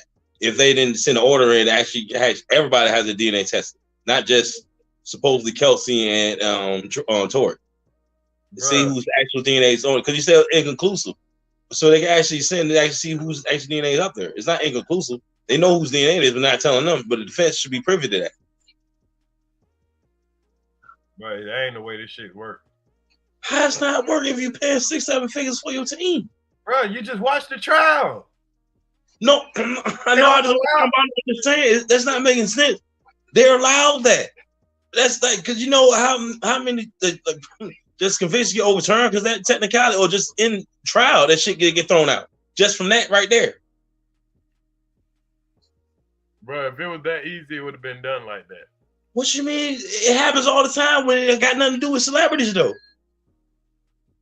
So you telling me? Hold on, let me make sure I'm clear on this. So you telling me that while they were on trial, they could have had her do DNA right there? Leading up to the trial, when everybody's gathering their evidence. Who is in control of that? Huh? What you mean? Who is in control of that? To get her the DNA, to make her give a DNA. Playing field if your goddamn lawyer team on the daggone money. So you think if you think we don't know the prosecuting attorneys and the judges and the magistrates, man? These lawyers think these celebrities be hired? Come on now. It's not that hard to get that evidence. Especially if it's like exonerate your client. You're saying is enough evidence, well, not enough evidence to actually convict you, too much circumstantial, too much doubt to actually see it's not necessary at all to actually put you on the stand to testify your own defense. I would think they would have the evidence on their own. And the state would not readily apply, but it has to be ordered by a judge to do so.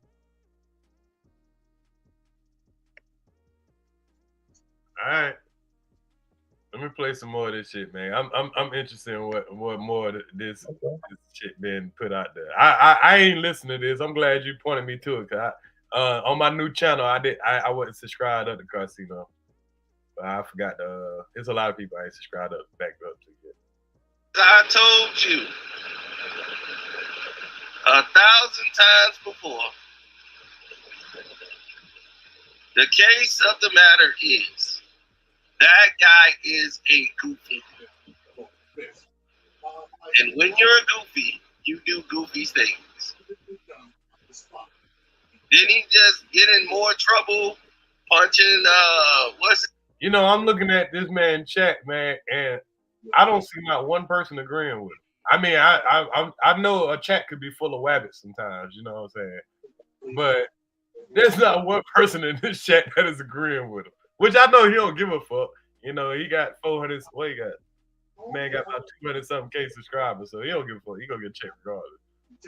But ain't nobody agreeing with this shit. His name, the dude that was banging Jada Pinkett.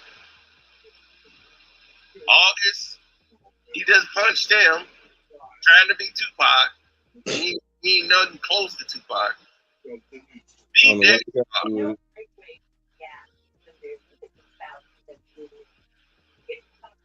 Now you facing jail time and deportation.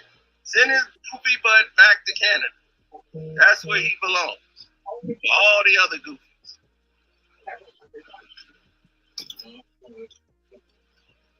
We don't need that goofy behavior over here.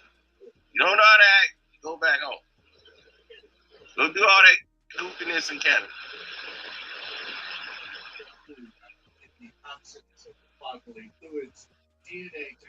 Hey, happy holidays to you, T. I ain't seen you in a minute. I was very skeptical. One, because I already know academics is a loser. He only doing this because he got a bag from this loser. We all know that. This dude, he shot a woman. Dude, if you don't believe he did that, that's just you being naive. I appreciate the super chat though, but bro. So you got to be naive if you listen to the evidence and nothing and what this woman testified to don't make sense. So it's funny that okay, and you can have your opinion about a guy or whatever, you know what I'm saying? You can believe he's goofy or you know any of that shit there, but to say he shot a woman when you listen to the testimony of the woman that supposedly got shot, why can't she just tell the truth if that's what happened? Just tell us the flat out truth and say, hey, me and my friend was arguing. Torey got out and maybe he was mad at me and, you know, then he shot. Why not say that they got into a fight? Why not say what everything was actually going on? Why it got to be all these lies? And then only thing we supposed to believe is the one part about you getting shot by him. And there's no evidence of even the bullet fragments. Now, we knew that there was some shooting going on. We do know that.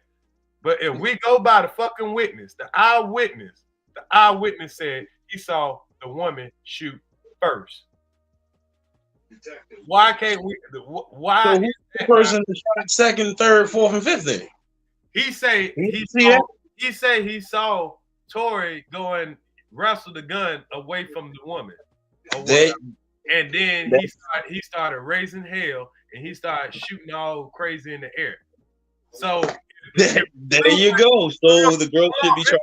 Listen, bro, listen. If it's true what he said, him shooting in the air does not put fucking fragments in her foot, but her shooting into the car possibly puts fragments in the woman's foot. Okay. Why isn't we talking about this woman shooting first? And then if this woman shot first, that means she knew what the gun was. That means that was her gun. She went and grabbed the gun first, not him. That's the main point. That's why you testify your own offense. This is stuff that a jury is listening to. It ain't nothing that man could have said on that for himself. What? That could have helped him if already you can sit here and the prosecutor. Did you hear the opening statement? Now, hold on now. Was the hairstylist there in capacity for the prosecution or defense or both? He was there for the I believe he was there for the prosecution. Okay, boom. He definitely could put, like I said, that even works out even better then. The defense should be able to adapt and pivot off that. And Torey could have took the stand to corroborate what the hairstylist said. Listen, his story was the only credible one there. But it wasn't in favor of Megan. He told that she was drunk and that she was out of control. He told that where he put those bags at. He the one told that Meg was the one that they was telling her to go and that she left and came back. Ears, that's the key right there. Now you telling me he couldn't corroborate that on the stand? And if you telling me the hairstyle was there for the prosecution, you talking about his defense he paying 6-7 figures for? Couldn't tell him that's how you adapt and pivot and put on the stand to corroborate the story that the hairstylist told that's there for the prosecution. If you are a lawyer and the proof of burden is on the prosecutor and the people that and the witness, the sole person that's saying that it happened to her, if she's already coming up here and lying, if the other person that is in question, she's coming up here and lying to the point where they got to give her immunity, and all this shit is going in the favor of them, you would be a fucking fool as a prosecutor, your client, to get up there on that. They have their own experts. They came firearm experts too. They testify too. Look, you trying to tell me if they already know that the gun's not registered, his DNA is not on the gun. He has some residue. The hairdresser already confirmed that he went back to the back of the vehicle to wrestle the gun out the lady's hand, and he shot in the air. And again, he was there for the prosecution, and already pretty much conflicted the whole testimony of Megan Thee Stallion and Casey, right, or Kelsey. And Torey couldn't take the stand his own defense and went and incriminate himself. Like I said, he doesn't know anything about the firearm in the first place. His DNA is not known. He didn't know anything about it being there in the first place because he doesn't have a firearm registered, especially not in the United States. Okay, what I'm saying is his testimony, it wouldn't have made sense. It doesn't. How it wouldn't make sense? The hairstylist is already confirming everything that actually happened. That person is the middle ground. And all Torey has to do is testify after that person to corroborate everything that person said. But actually on his individual perspective of what he did and what he was trying to do. He said, it wasn't my bullet or my bullet at all. I was trying to wrestle the gun from her hand. She was already firing the firearm in the first place. I tried to rip it from her hand, but she was still depressing the trigger of the firearm. That's how you got 5 shots. Well, the first initial shot went inside the vehicle and hit Megan Thee Stallion. I had nothing to do with that. Do you know what that would have put him at? That would have still made him guilty. How? Because he still discharged the firearm. No, did you? I said he said the girls wanted to start discharge the firearm. Now he would be admitting that he shot the firearm and that he got down that he could have possibly shot her. No, you just said the hairstylist said You said the hairstylist said he's the one that fired the last 4 shots. You said no. You said the hairstylist said Kelsey was one that fired the first shot into the vehicle. Torey went down there. You too behind on this. You too behind on this information. I've been going over this shit for 7 days. No, I'm just. It'll take me forever to bring you up to date. Cause now you. No, I'm not saying that. I'm trying to say to put it in defense. It was the girl's gun. Now it was the girl's gun. Saying that no, it was the girl. It's the girl's gun. She was the one discharging the firearm 5 times. Torey tried to wrestle it from her.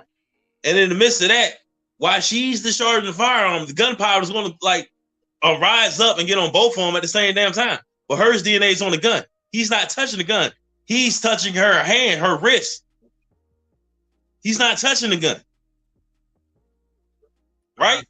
So I'm gonna keep on with the show, but before I let you go, tell me what your theory is.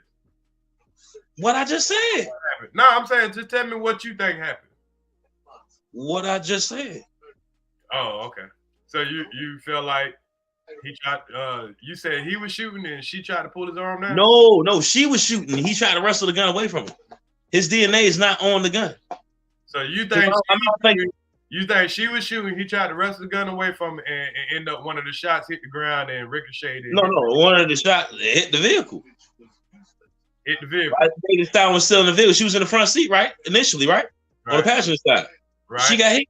But she got out the car. Her testimony says she got out the car and he shot her. Yeah, but she got shot. That shit hurt. But her testimony, she said she got out after the argument, looked back, he was standing up over the vehicle and said, "Dance, bitch, dance," and he shot her.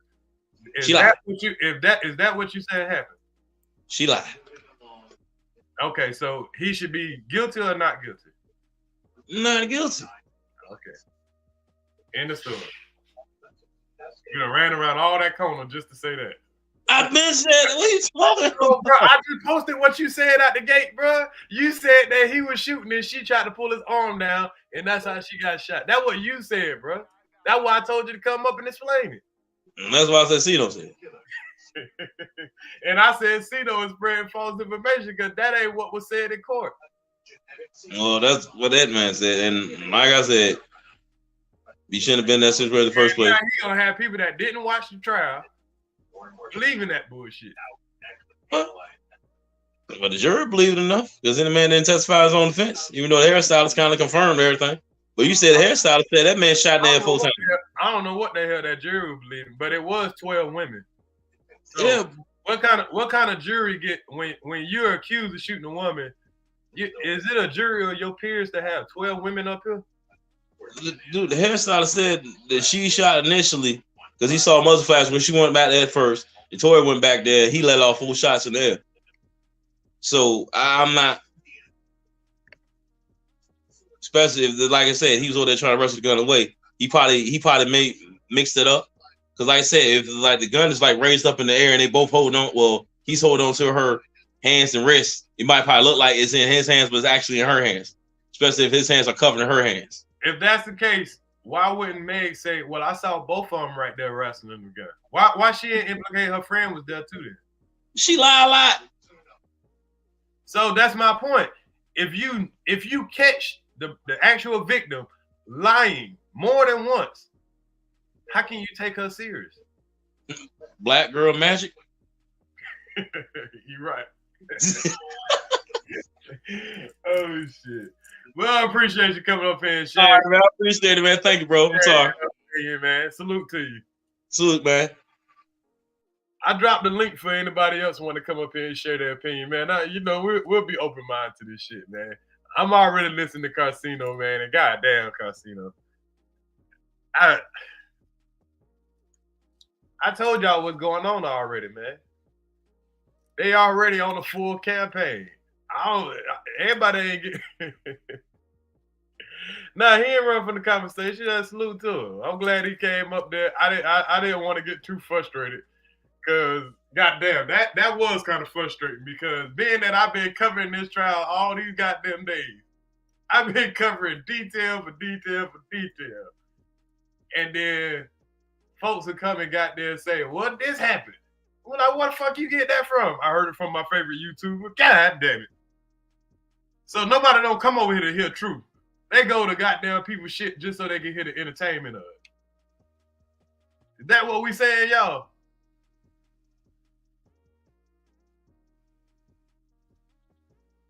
Yeah, that's cool. You know what I'm saying? I get it. You know, that's your theory, but that's what I mean. We can listen to our favorite. We can listen to our favorite YouTubers, and if they goddamn, if they just trying to entertain us and give us, you know what I'm saying, their opinion and their theory, and not laying out the facts, that's how misinformation gets spread. Cause he's gonna go in when you hear it, you're gonna go try to tell somebody else this same story in real life. You might be at work and be like, hey, you heard Torey shot that girl? Yeah, man, Torey shot her. They said he got out the car and said, dance, bitch, dead, pop, pop, pop. Yeah, that's what he got convicted of. Because that's what they said. That's what they said. I'm curious of some more of this shit that got that casino spilling out, man. I want to just go ahead and go on about it, but I kind of want to hear some more of this shit. Y'all want to hear some more of this shit? Or should I go on to what they saying on Twitter and shit? The stylist didn't say that, bro. That's what I mean right there, bro. If you don't go get the actual details yourself, you're gonna just run around and give false narratives. I never said the stylist say he saw Torey shoot 4 times in the air. Never said that. Never. I said the eyewitness said he saw Torey shoot 4 times in the air. But the eyewitness also said he saw the woman shoot first. Do not skip that part. Do not skip that part. The eyewitness, the guy that lived in the house that they stopped right in front of him and all the fucking fighting started.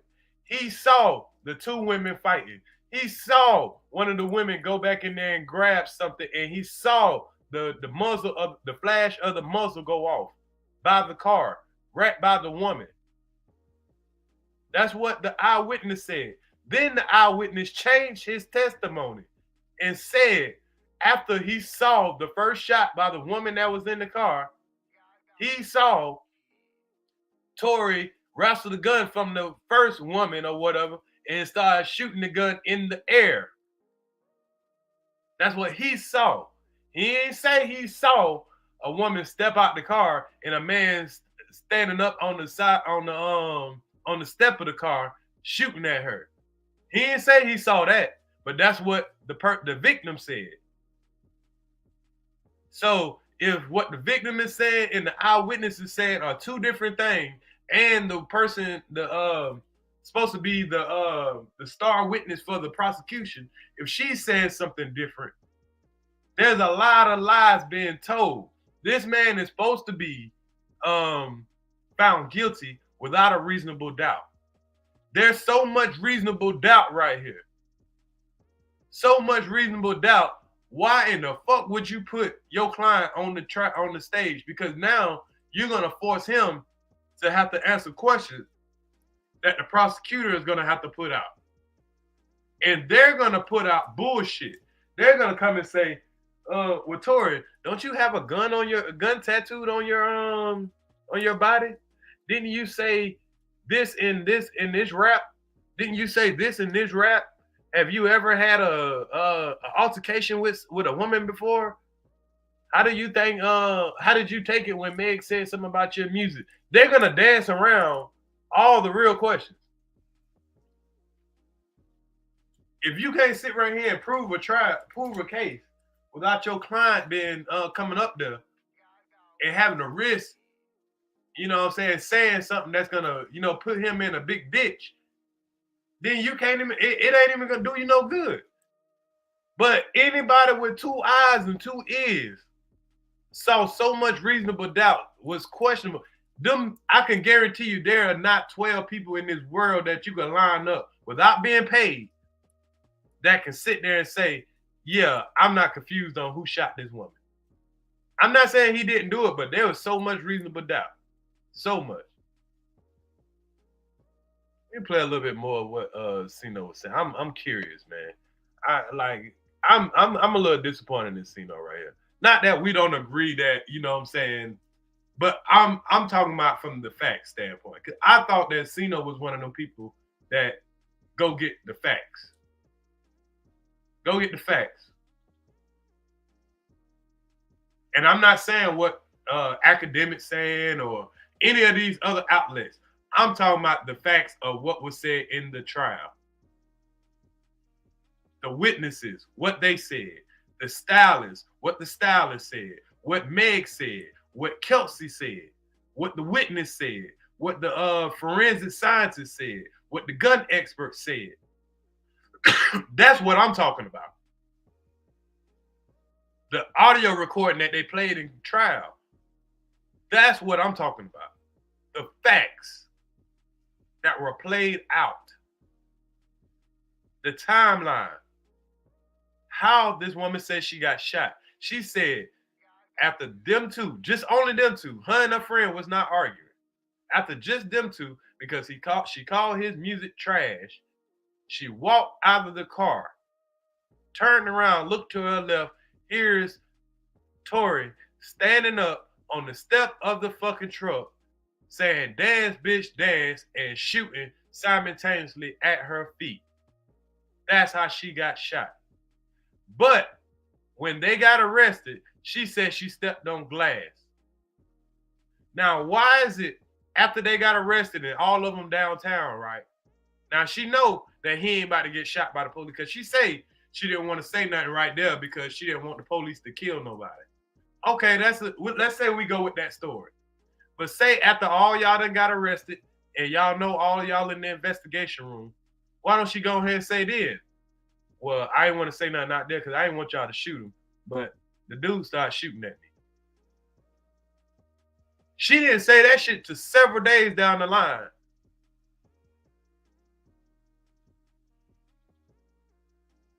Kelsey texted immediately, Torey shot Meg. But when they asked her in court, she said she just assumed. She said it in court. She never seen Torey shoot Meg. Now tell me, if somebody cross across the fucking seat of a truck, get in the front seat, stand up on the motherfucking stand, reach out and say, "Dance, bitch, dance," and start shooting 5 times back to back to back to back, you're telling me you didn't see that? Or at least didn't know that that was happening? If you're sitting right there in the back seat right behind him, you're saying you can't positively identify, say, "Yep, that was the nigga that was shooting." Because once he stopped shooting, you're telling me, you're like, "Well, damn, this nigga just shot Meg."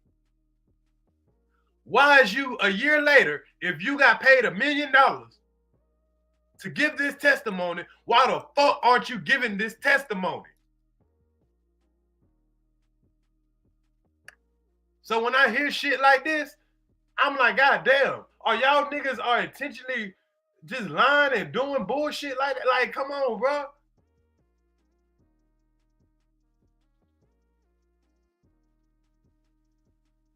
This shit is crazy. And it's people that I'm thinking got credibility out here doing shit like this, bro.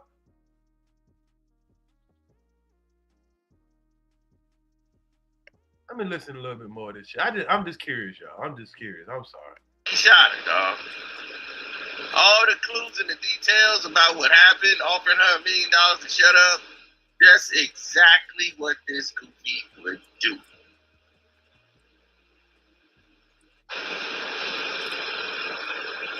Everything that they said about him is exactly how this goofy acts.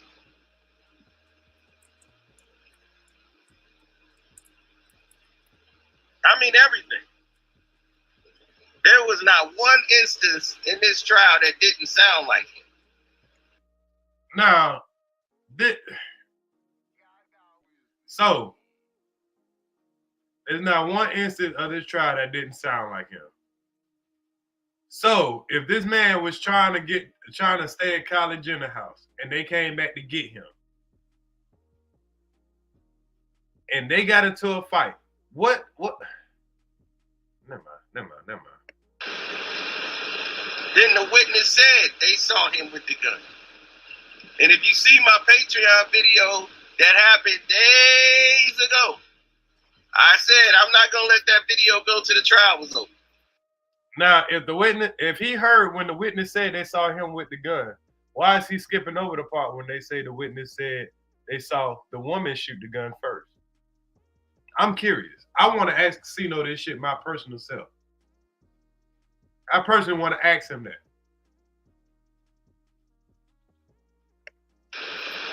Because I wanted y'all to see it and hear it exclusive.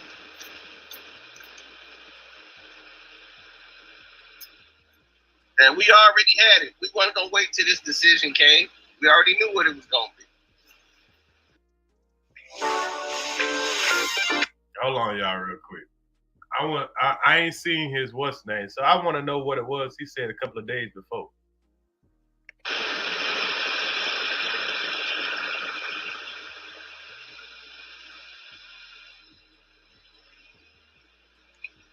Because that guy's an idiot.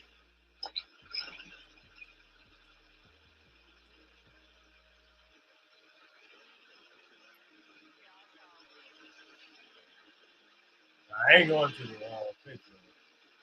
Kelsey says she didn't see it. Let me tell you what happened then, ladies and gentlemen, since you want to know. Please tell us. Once those two were outside the car, the reason why y'all keep talking about this gunpowder thing, let me tell y'all how gunpowder works. Okay?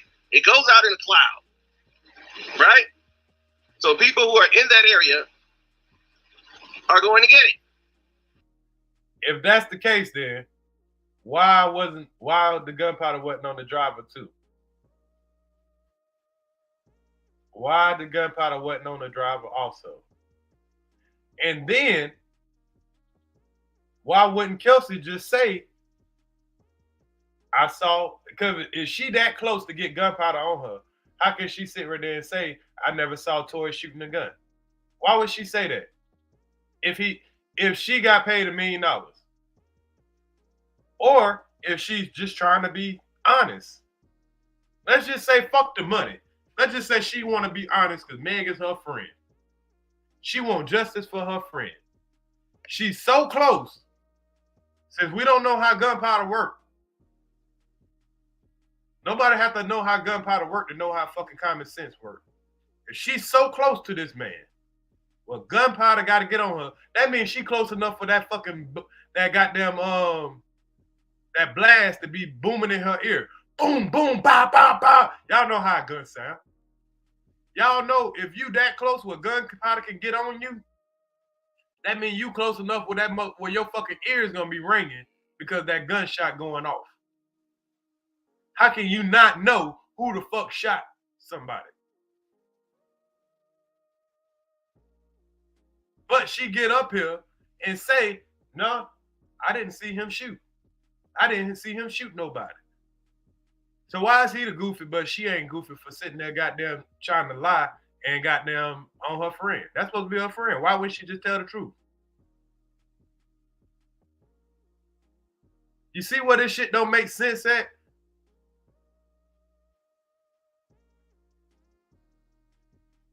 This shit is getting real goofy, y'all. And it's sad. It's sad because it's men. It's men doing this shit. I can see it. I understand when some of the women do it. They don't want to, they don't want the fucking wrongness of this shit. Nah. But when I see men doing this shit, that shit kind of get under my skin a little bit. I ain't even gonna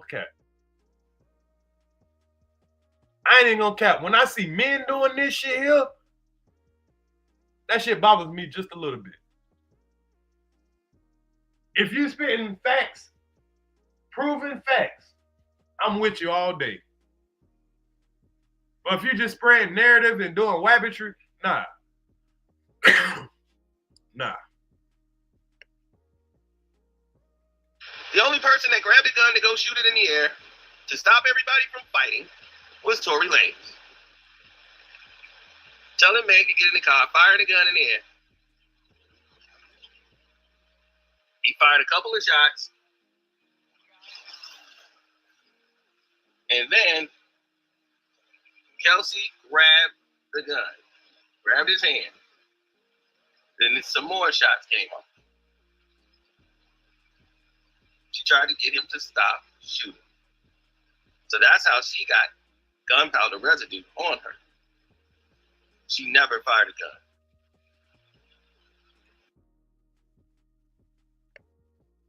Now, where did he get this story from? Where did he get this story from? And let's just say his story is true. Let's say his story is fact. Carcino got an all-seeing eye, right? Let's say he got an all-seeing eye, and this story is true that he's saying right here, right? Why wouldn't she just tell the police that? Why she didn't say, we was all fighting. Torey got the car. He was trying to break up the fight. He started shooting in the air. I grabbed him to stop it. He accidentally shot the ground, and that's how she got shot. It still would have said Torey shot her. It wouldn't have changed nothing. She still would have been innocent. Remember, she got blanket immunity. Nothing she could have said could have hurt her. She could have told this story. She could have said, he pulled her hand down. And let's keep on, right? Right? Okay. Let's say what he's saying is true, right? Let's just say what he's saying is true.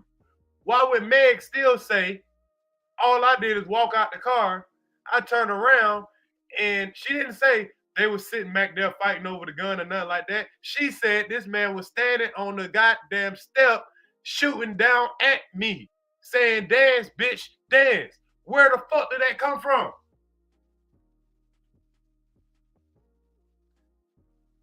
But if this man has an all-seeing eye, he's telling us like he was sitting right there. So cool. Let's go with your theory. Let's go with his theory. Why wouldn't Kelsey just say that then? She not going to be in trouble for her and her friend fighting. It's not illegal to fucking fight. I stopped him from shooting. He was shooting all in the air and shit. He's telling what the witness said when the witness said, I saw Torey with the gun, but he's not telling what the witness said when the witness said, I saw Kelsey shoot a gun. Come on, Sino. I thought way highly of you. I thought he was a facts type of dude, bro. I ain't trying to shit on him or nothing, but I gotta call a spade a spade. I gotta call a spade a spade.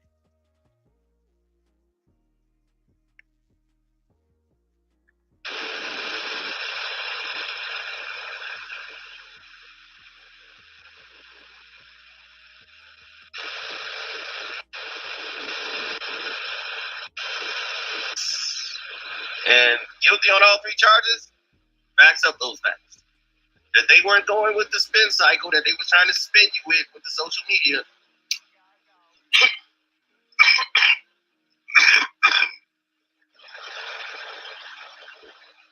They were trying to create that reasonable doubt.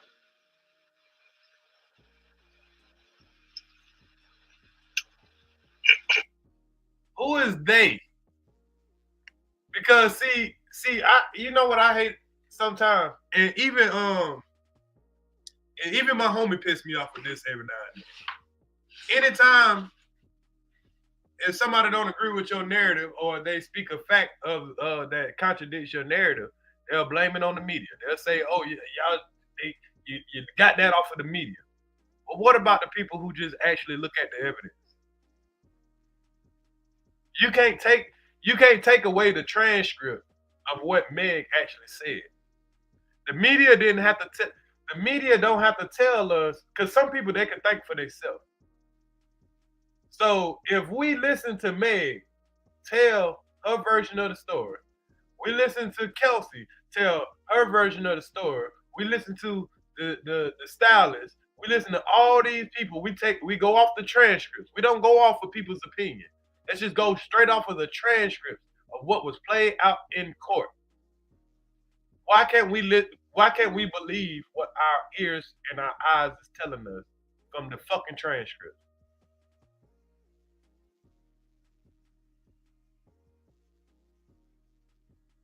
Why can't we just go off of what was put into the courtroom, what was said in the transcript? Now the lawyer got to be a fake lawyer. Now DJ academics spreading false information. All these people. Let's say that's true. What about the actual people that? What about the actual transcripts? What about the transcripts, y'all?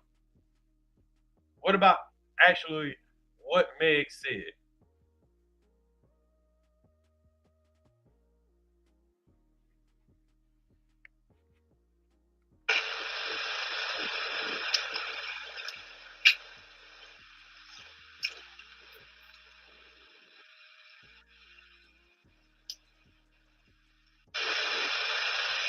Tough. And You guys know how it is when you buy a new Mac. Hold on, y'all. Hold on.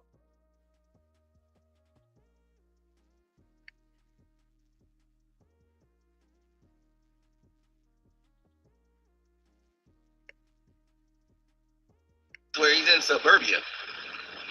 You know, it's like, dog, you're hanging out with Kardashians.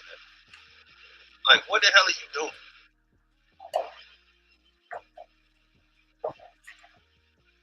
Oh, you hanging out with black women. Sorry, black women.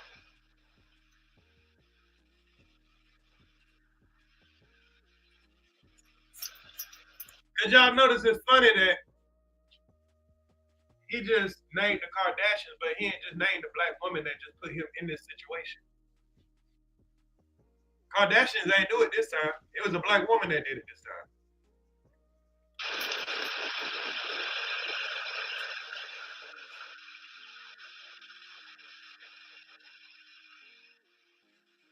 I know.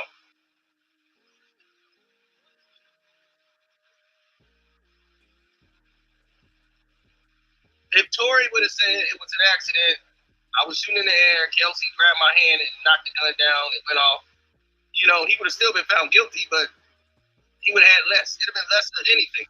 Actually, he was off because when... Now,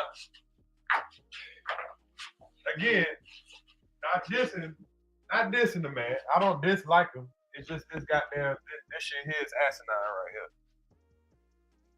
He's saying if Torey would have said that, well, why the actual woman couldn't say that? Why the actual witness couldn't say that? Why Kelsey couldn't say that? Why the driver couldn't say that? Why the people around couldn't say Torey was shooting in the air, the gun got pulled down, and he accidentally shot her? Why the people? Why lie on yourself? Right, Crystal. Why the people around couldn't actually say that? Because they the only one that could. Because if he would have said that, then they would have said, you lying, nigga, you did it on purpose. So why the actual person that tried to pull the gun down, why she didn't say that? You're creating a narrative. This is wabbitry. I gotta call it like it is.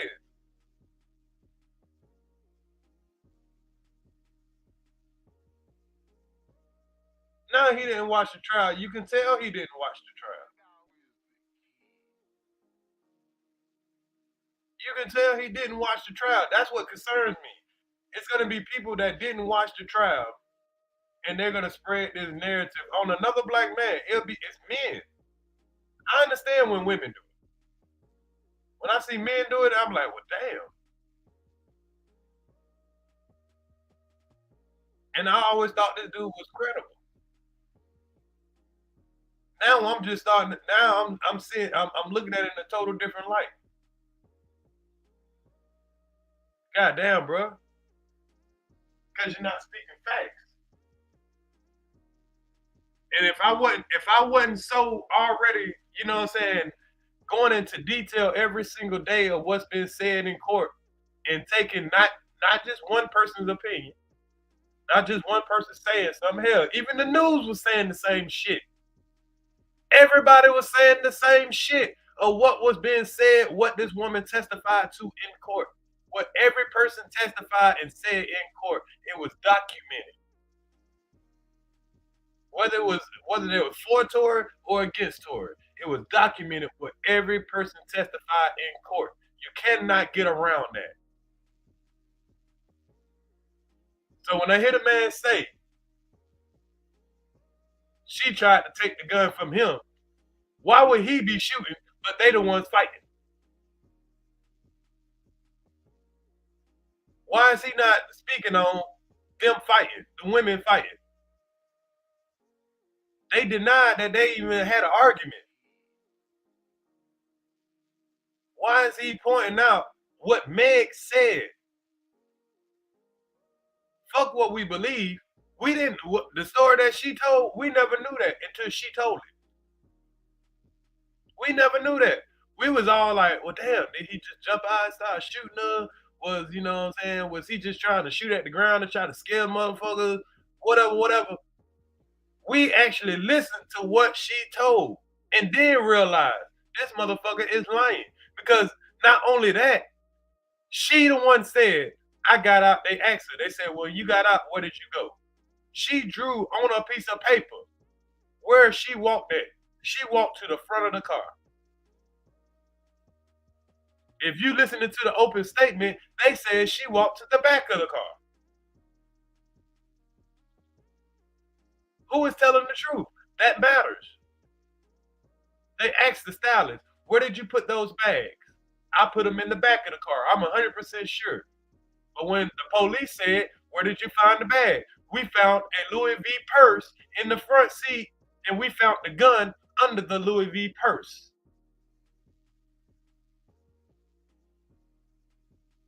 He couldn't have wiped off the prints, because if he wiped off his prints, he would have wiped off everybody's prints. They found a woman's DNA on the magazine, but you don't find his DNA on the magazine. But we just listened to this man say for sure this man brought the gun. It's his gun. How do you know that? If they can't even decide that shit in the courtroom, who gun it was? Y'all know I hate false information. Y'all know I hate fake news.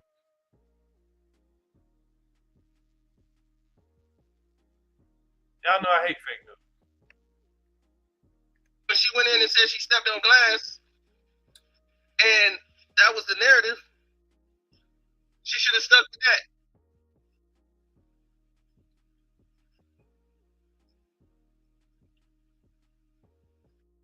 See? We just heard Antonio Barnes come up and say these same things, right? This is how fake news gets spread. This is how fake news gets spread. Why she just ain't stick with that? Well, you can tell when people haven't been looking at the details, because it wasn't until the doctor came in and said, you got bullet fragments in your foot. You're going to have to get surgery. That's why she couldn't stick with the fucking glass story.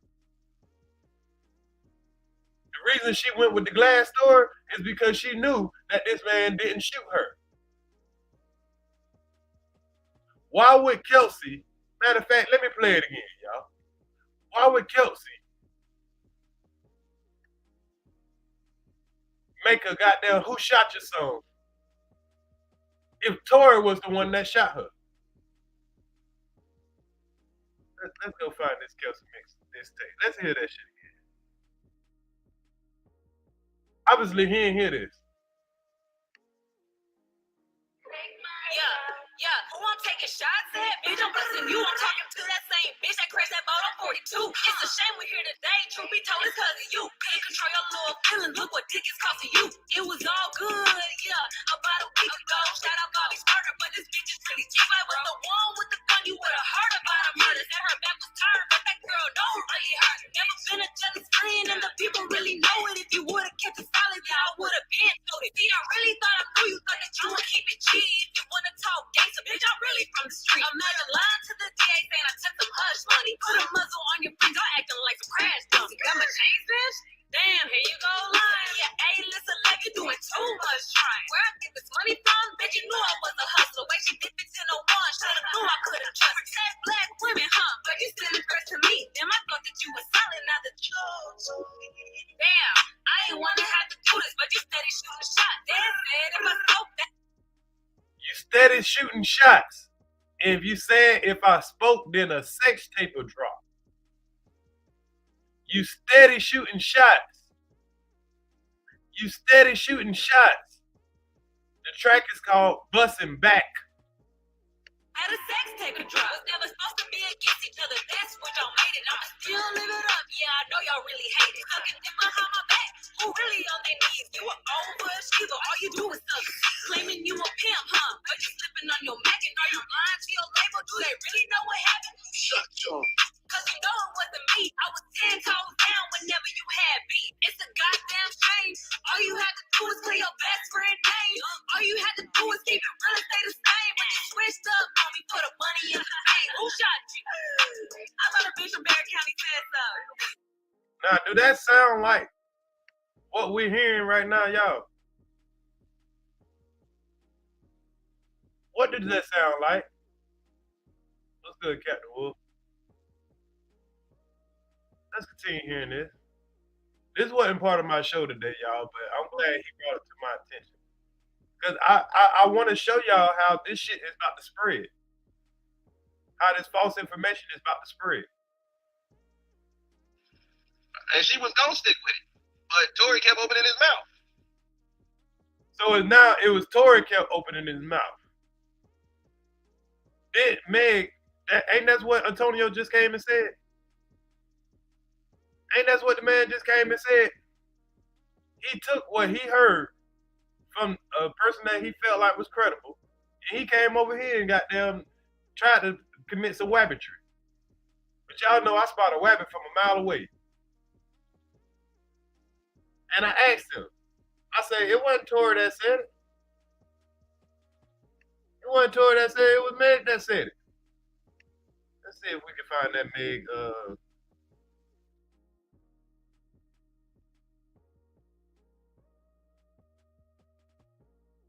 let's see if we can find that Instagram where she came out and said he shot her. Oh, here it is, right here. First thing pull up.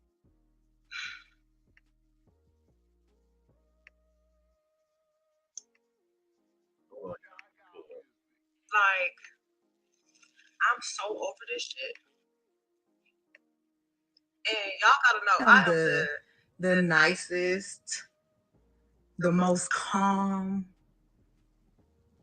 just cool ass woman. Like I don't be fucking with nobody. I don't do nothing to nobody. But y'all motherfuckers really dragging it. Like I tried to just be cool, stay out the way, because at the end of the day, I'm really a real bitch. Like I'm from Houston. I'm from the motherfucking South Side. It ain't like let me go run and tell my business to the motherfucking internet. Let me go run and tell my business to the police. Like, you know what I'm saying? I ain't never been that type of person. Like, but I'm not gonna let y'all keep playing in my face. And I'm not gonna let this nigga keep playing in my face either. So, since y'all hoes so worried about it, yes, this nigga Torey shot me. You shot me. And you got your publicists and your people going to these blogs lying and shit. Stop lying. Why lie? I don't understand. I tried to keep the situation off the internet, but you dragging it. You really fucking dragging it. Motherfuckers talking about I hit this nigga. I never hit you. Motherfuckers was like, oh, she mad because he was trying to fuck with Kylie. No, I wasn't. Like, you dry shot me. Like, everybody in the car, it's only 4 motherfuckers in the car. Me, you, my homegirl, and your security. Everybody in the car arguing. I'm in the front seat. This nigga in the back seat. I get out the car. I'm done arguing. I don't want to argue no more. I get out. It's mighty funny that in trial she said it was just her and Torey arguing. It was just her and Torey arguing. But continue on with the lie. I'm walking away. This nigga from out the back seat of the car started shooting me. You shot me.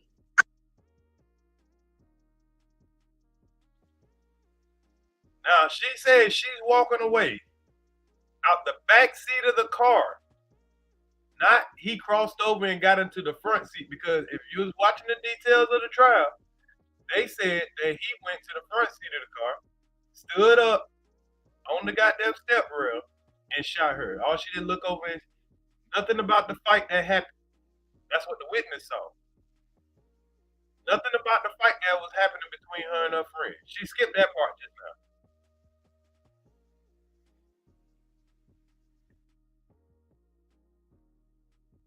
I ain't get cut by no glass, but let me tell you why they saying that.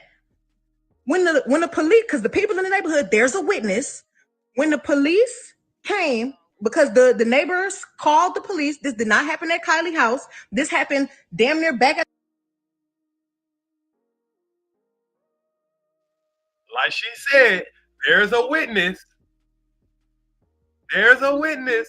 But the witness said y'all was fighting, that he saw a woman shoot first. If we're going to go by the witness, she said there's a witness.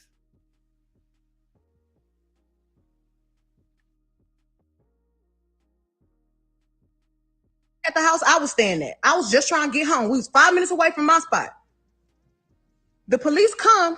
I'm scared. All this shit going on with the police is shooting motherfuckers for anything. The police was literally killing black people for no motherfucking reason. Soon as the police tell us all get out the motherfucking car, the police is really aggressive.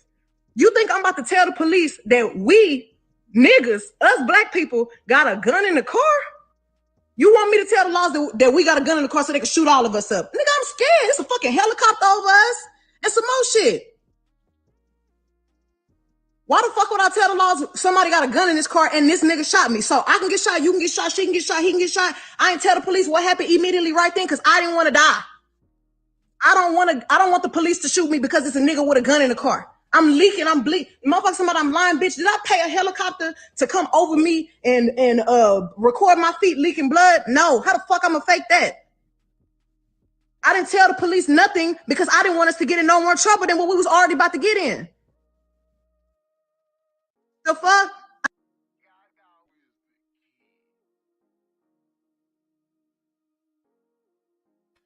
Now, if that's the case, why she didn't tell him once she got to the hospital and everybody was out of the line of danger?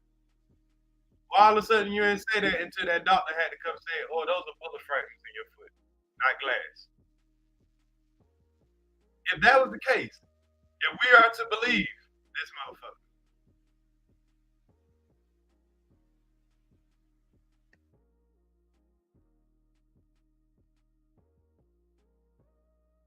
I get to the motherfucking hospital, the police bitch being so rude to me. Well, what's going on? Like, da-da-da-da, you're being detained, da-da-da. Ma'am, I'm being detained, I'm leaking. But I'm still not saying what happened. Shit crazy. The motherfucking doctor, the police finally let me go. I ain't go to jail. Them 3 motherfuckers went to jail. I get to the hospital, the doctors do x-rays on my feet. Oh, ma'am, you got bullets in your feet, you got bullet fragments in your other foot. I'm thinking the doctors is the police, so I'm still trying not to tell them, like, no, I didn't know I got, you know what I'm saying? I'm scared. Like, I've never been shot before. I don't have to lie about that. Why would I lie? You want me to be a... That's a great fucking question. That is a great fucking question. Why would you lie? Why did you lie about you and Torey having a relationship? Why did you lie about goddamn you and your friend fighting? Why would you lie about where you stepped out and got out the car at? Why you never told the story of all the stuff that got told out in court?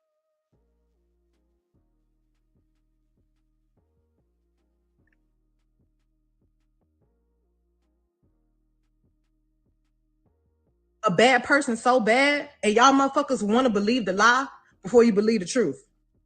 Stop trying to come on the internet acting like a black woman, a grown-ass black woman, really got any reason to be lying on another grown-ass black man when all the shit fucked up going on in the world right now. If you really want to tell the motherfucking truth, I've tried to save this nigga. Even though he shot me, I tried to spare him. And y'all motherfuckers is not sparing me. That's crazy. That's fucked up. I go through so much shit on a daily basis anyway. Then to have to get on the motherfucking internet where I'm just trying to make my music, do my shit, pop my shit like the bitch I always been. And I'm trying to save niggas. And y'all on the internet talking about, oh, bitch, you ain't get shot. Oh, bitch, you this. Oh, free tour. That nigga not in jail. He not in jail because I didn't tell the laws what happened as soon as it happened. And I should have. I'm smart. I didn't have to spare that nigga. I don't have to spare nobody, but I did. And I'm done. Y'all asking where people at? Why ain't nobody saying nothing? Ask them why they not saying nothing. I haven't talked to the same people. Y'all worry about where they at. I don't lie. I don't lie. I don't have to lie. Ask that nigga why he not saying nothing. What the fuck he gonna get on here and say? Yeah, I shot her. Why? Tell him why you shot me. No reason. Stop fucking lying on me. Stop fucking acting like black women is the motherfucking problem. Stop acting like black women is aggressive when all they be doing is speaking the motherfucking facts and you motherfuckers can't handle it. Stop spreading lies. Stop getting on the internet acting like this shit your motherfucking diary. Stop lying on people. Truth motherfucking is, bitch, you shot me. You scared to come tell everybody that you fucking shot me, and you got your whole fucking team on the internet lying, trying to cover your motherfucking ass. And I'm tired of it. Stop doing that shit. Stop dragging me, and y'all motherfuckers don't even know what really motherfucking happened. Y'all niggas wasn't there. Y'all motherfuckers be so quick. Oh, but bitch, you a dry snitch. Oh, da-da-da. Who? You niggas talk more than bitches do. You niggas gonna tell on other people quicker than a bitch will. So don't ever play in my face like I'm wrong. Y'all niggas don't know no code. Y'all niggas don't know no loyalty. I don't even know where half you motherfuckers be from on the internet. Stop playing with me and don't play in my face no more. Okay? And that was that.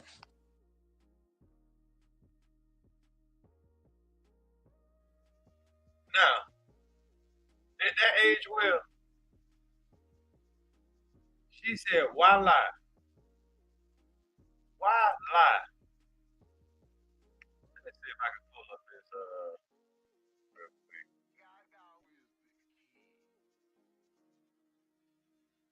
Let me see something.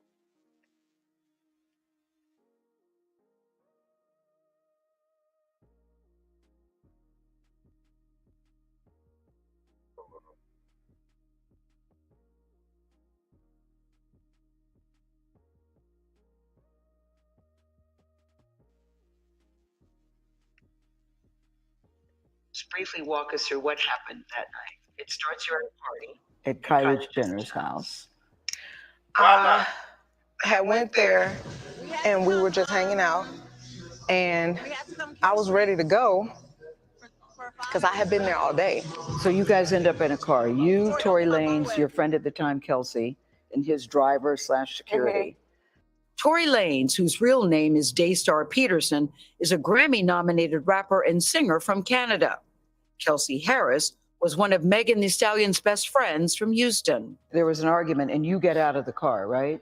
At that point, the argument wasn't even with me. Like, the argument was with the two people in the back seat. So I asked the driver to pull the car. The argument wasn't even with her. The argument wasn't even with her.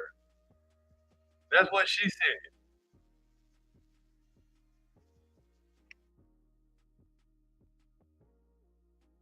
Over, like, I'm done with this. And I should have stayed out of the car. Like, I should have not got back in the car. And they was like, Megan, just get back in the car. We almost there. Like, just get back in.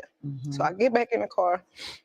It's like it's getting worse. The like arguing in the car. The arguing in the car is getting worse. And I don't want to be in this car no more. Like, because I see it's getting crazy. So I get out the car and it's like everything happens so fast. And all I hear is this man screaming. He said, dance. And he started shooting. And I'm just like, oh my God. Like, he shot a couple of times. And I so was so he scared. In the car, shooting from the car, Megan? He is standing up over the window, shooting. And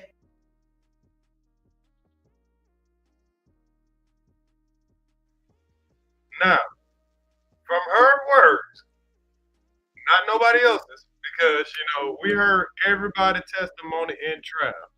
She the only one heard the dance bitch. She said the man, she got out of the car and he stood up over the window and said, dance bitch, and just started shooting her. Now remember, the prosecutor said she walked to the back of the car. She says she walked to the front of the car. Which one is it? Because your prosecutor, they supposed to be the ones goddamn actually laying out the case. Why are you skipping over the part where you and your friend were fighting? Because you're saying at this point, the argument wasn't even between you. It was between the people in the back seat of the car. Why was you and your friend fighting? Because you the one said it. There was a witness. The witness said he saw y'all fighting. Are we to believe the witness, or are we to believe somebody who the evidence don't line up with? He's in the back seat of the car in his boxer trunk. So y'all never saw this gun.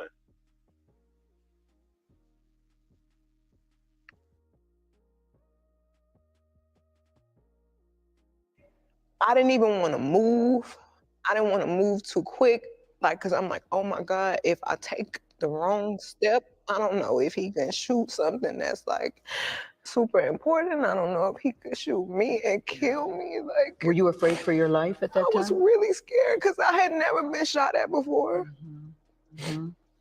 And I looked down at my feet because I wasn't even, the adrenaline is pumping so hard. I'm not sure if he hit me. Like, I feel it, but I don't understand what's happening. So I look down at my feet and I'm like, oh my God, like I'm really bleeding. Mm-hmm. So I like drop down and I crawl in somebody's driveway. Like, I can't believe you shot me. And what is he saying, Tory Lanez saying? He's after apologizing. He's like, I'm so sorry. Please don't tell nobody. I'll give y'all $1 million if y'all don't say nothing. And I'm like, what are you talking about? Like, what are you offering me money right now? Help me. Like, and if you're sorry, just help me. Like, but at that moment, we didn't even make it to the house. Like, somebody had already called the police, and it was like so many of them. It was helicopters. I was like, oh my God, we all about to die. Like, the George Floyd incident had just happened. The police are definitely very much shoot first, ask questions after. So I'm like, it's a hot gun in the car. I'm bleeding. I've been shot. They about to kill somebody. Like, something bad is about to happen. Mm-hmm. So somebody hears the gunshots, they call the police. The police come, and they say what to you? Now, a quick reminder, if in case you wasn't in trial, like some people wasn't, and they just want to tell stories and shit. The actual witness said he didn't call the police because of the gunshots. He called the police because he heard women out there fighting. He seen the fight. The gunshots supposedly happened while he was on the phone. Gotta pay attention to detail.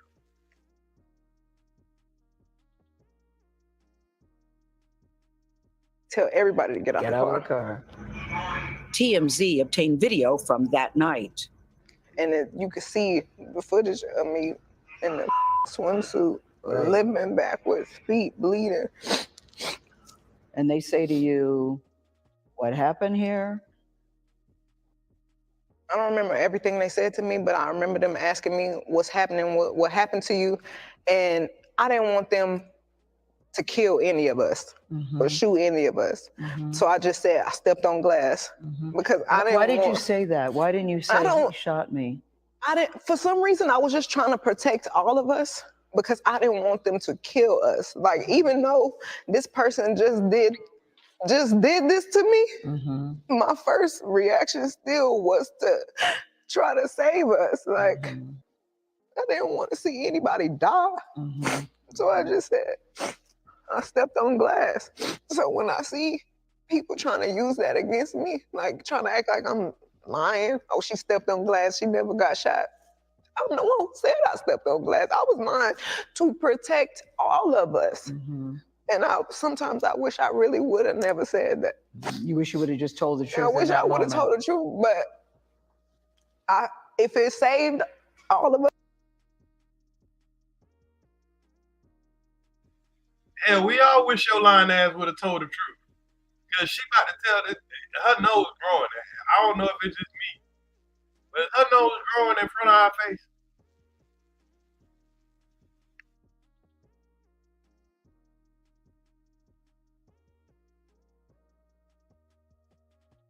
Us from dying, then that's just probably what it was meant to be. Mm-hmm.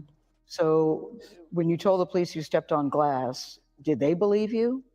I don't know. So how did you go from the glass? Did you go to the hospital? So right they after took that? me straight to the hospital, Mm-hmm. and the police questioned me, and I said it was just glass. You still stuck with that I story. stuck with it was glass. And right as the officers was like, okay, we done with this, we leaving, the doctor came in and he was like, you know, you got bullets in both of your feet. Like, you got fragments in this foot, and it's like right on the back of your Achilles. Mm-hmm. And I'm like, there is a medical report that says that there were that you had been shot. mm-hmm. And the medical report also says that to this day you still have bullet fragments in your my foot. feet. And there are still many people, as we sit here today, Megan, that don't even believe you were shot. There's a hot gun in the car. Yeah. What else? What happened? In text messages obtained by CBS News, Kelsey Harris, the other woman in the car, texted Megan's security guard saying, "Help, Torey shot Meg." I really thought.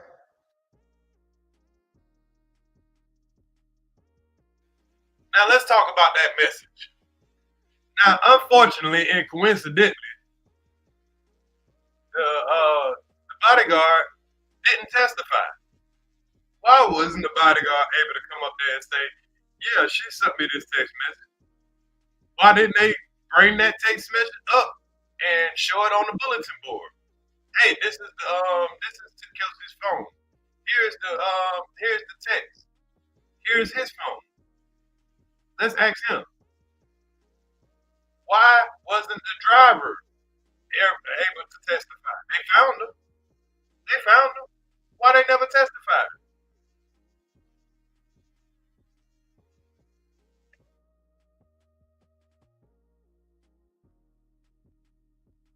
That we were all friends. And sometimes I feel like I put the blame on myself because when my mom passed, I just felt like I was looking for some type of family environment, and I was letting so many people in, and I didn't care who it was. I just wanted to feel like I got family and I got people that care about me, and just. Yeah, she was letting a whole bunch of people in, like the baby and Ben Simmons, Torey Lanez. Just a whole bunch of people came in.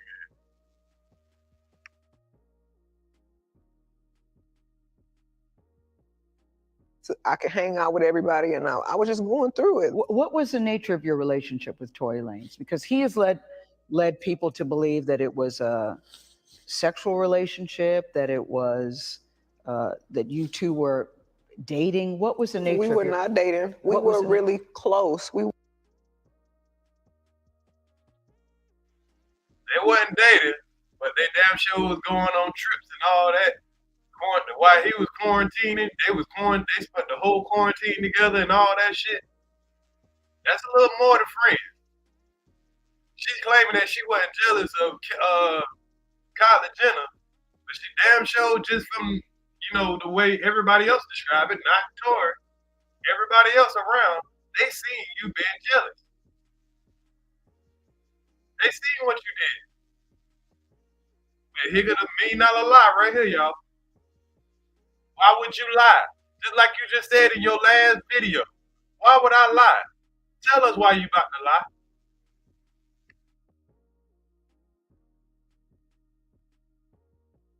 We were friends. We hung out like every day.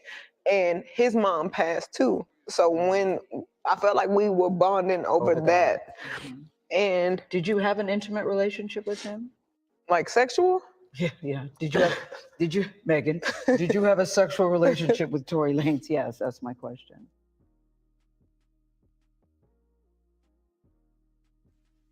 Anybody that asks you a question when they ask a question and then laugh before it and don't give you a direct answer Because when that lady said, "Did y'all have a sexual relationship?" You were like, "Hell no, nah." That should have been an immediate no. No, we did not. Yeah, we did. You know, that's simple. Why would she lie? Like she just asked. Why would I lie? I don't lie. But you came in trial and you said that y'all did. Or you just didn't want to say that because you didn't want got a justification for why you lying.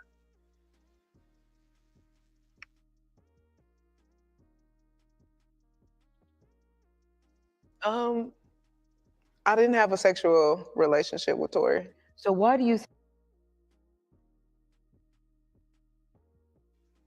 We just looked at her. Look at her face. She can't even look her dead in the eye when she say this. Megan, did you have a sexual relationship with Tory Lanez? Yes. That's my question. Eye contact, y'all. We get eye contact with somebody lying. I didn't have a sexual relationship with Torey. So why do you think he's putting out the story that the two of you had a relationship and that you're making the whole thing up? I think that he is trying to deflect from the fact that he committed a crime. Tory Lanez pleaded not guilty to assault and weapons charges related to the shooting. We asked his attorney about Megan's allegations in this story. She responded that they look forward to addressing Ms. Pete's claims, including her inconsistencies, discrepancies, and omissions when his case goes to trial later this year. How has your life changed since you were shot? I feel like my anxiety is worse. I feel like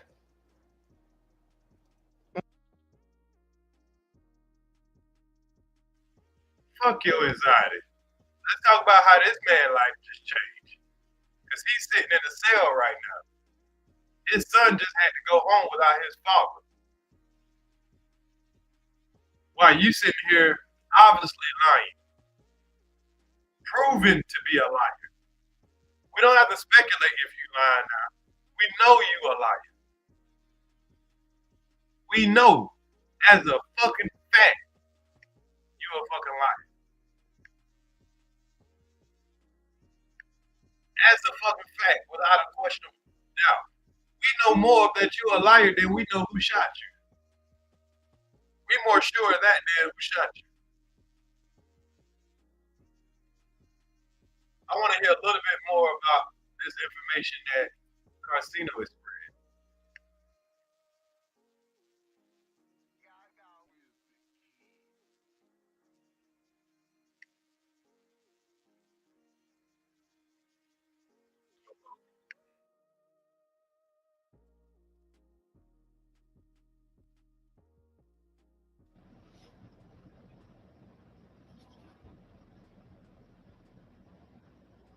Then you heard Kelsey tell the whole prosecution that then when she told the police everything.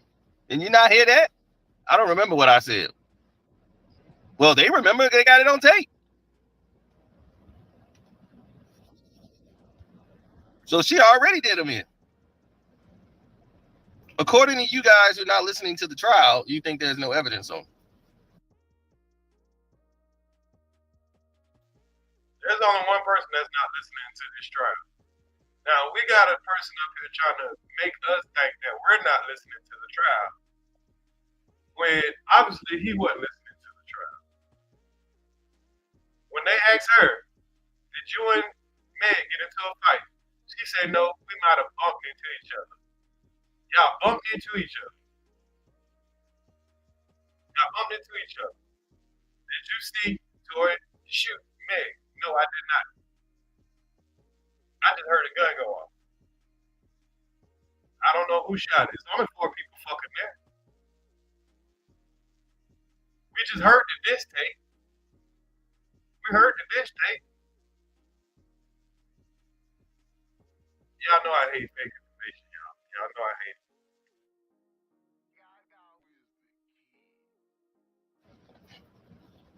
There's plenty of evidence on you.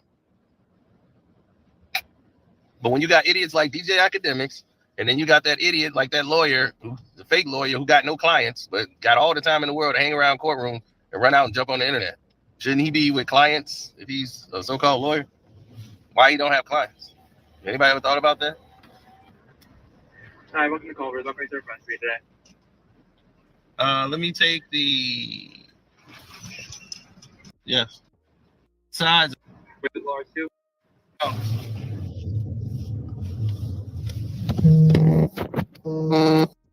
These produces reactions to the sample.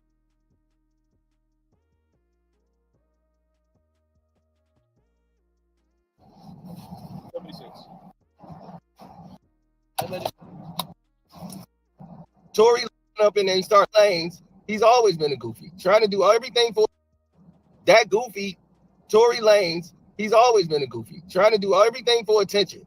He tried to run up in there and start lifting weights. Then he gonna run up on people and talk about we could shoot the fair one right now. Let's fight. He's trying to fight Travis Scott, knowing Travis Scott ain't trying to fight him. He doing that to try to get some attention because he's like, man, I'm tired of people you saying like I'm trying to sound like you. That's what he always do. Oh, okay. Ain't no doubt in my mind when this thing first started, that goofy fool did it, and I believed it. And now that the verdict is in, now I can talk. Zeno ain't said nothing. Zeno stayed quiet. Unless you was on the Patreon, you already heard me talk about this case and got the full story laid out for you. And as you see, my story that I laid out on the Patreon turned out to be the same way they got it in the verdict. That goofy did it.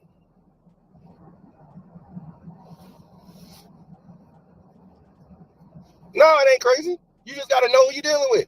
If you know anything about Tory Lanez, everything that they said about him and the what happened, it all made sense. All right, thank you. Sense. All that, I'll pay you $1 million. Just stay quiet. Just say you hurt yourself. You cut your foot on glass. I got you $1 million. I'm gonna get it to you. $1 million. Just don't say nothing.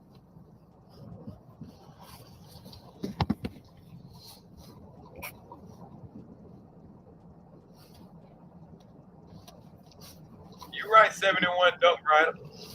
Yeah, he was found guilty, man. Some real bullshit. And now you got people just acting like that. Man, it's just an all-out goofy. They let him on a tour so he can make money to perform his songs. And on this tour, he decides to swing and hit one of the artists. August Alsina, the Jada Pinkett Crusher. You decide to punch him.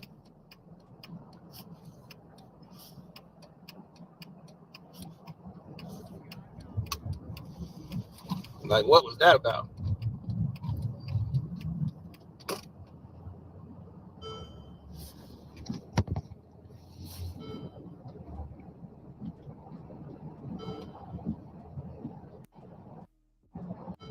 That goofy anyway. Like, y'all can't tell Tory Lanez is a goofy?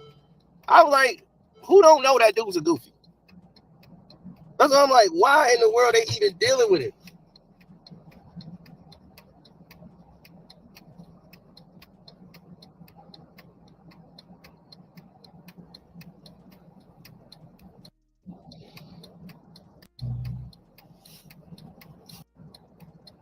The evidence wasn't being shown to you. So therefore, you guys had no, inkling that this information was really out there. Like, you didn't hear the testimony of Kelsey until she's saying she don't want to say something because it might incriminate her. Of course, because she was trying to still keep her money with Tory by giving him that reasonable doubt. That was what they trying to do, is create the reasonable doubt out so he can get out of there. But they already got you on tape. Then they asked you, did you do it? They already said you got full immunity. So nothing's going to happen to you because they already know you ain't the target. You ain't the one they want. You got full autonomy right here. They know who they want. They know who they out to get. First name is Torey. Last name is Lanez. Send that goofy back to Canada.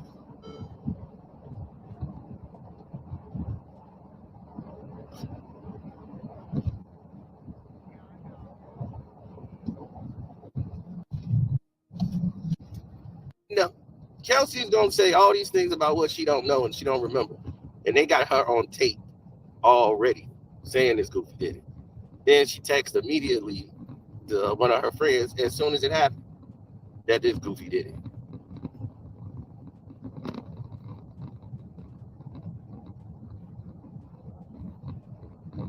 But his spin doctors, academics, and the other spin doctor, the goofy so-called lawyer, all in there trying to spin against Megan instead of reporting on the case.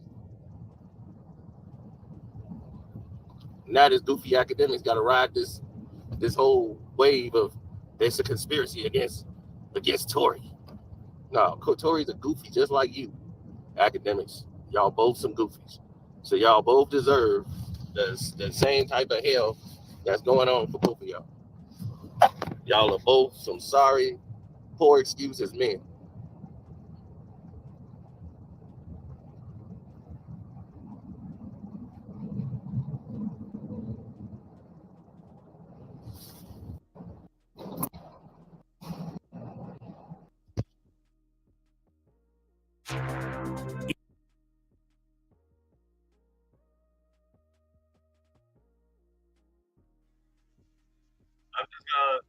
I'm just about to say just a little bit more of this, just a little bit more. I just want to say something. Well, that's good for him. Make sure he tell all 45,000 people, whatever you said he got on his live right now, his fat ass was wrong.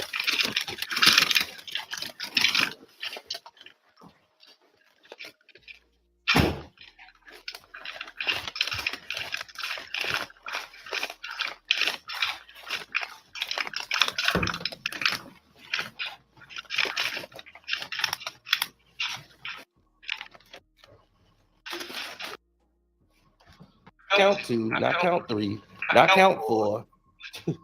All the 3 counts. Found guilty. They asked, it was all based on the witness, the guy who saw the whole thing. There's a witness that saw the whole thing. So all of this stuff is going on. You got a witness who's sitting out there watching Torey Lanez shoot in the air. The car is parked right in front of his house. Now, ain't it mighty strange that he's making sure that he tell us that the witness saw this, but he's not telling us what the witness said. The witness said he saw a woman shoot first. The witness said he saw the women fight. He's skipping all that and telling about Torey shooting in the air. Now, I take into account that the witness said they saw him with the gun and he was shooting in the air. That's fine. I'm also taking into account that the witness said he saw the first shot go off by Kelsey. Why are you skipping that, sir? That's all I want to know. So you're calling Act a goofy and the lawyer a goofy. You're saying that they're spinning the story, but it's actually looking like you're spinning the story, sir. Because if you're going to speak on what the witness said, and that's why Torey might have got convicted, why don't we go over all the details of the case? I would love to have a debate and show the evidence of all the details of the case. Straight transcripts, no lawyer, no academic, none of that shit. Straight off transcripts out of the court.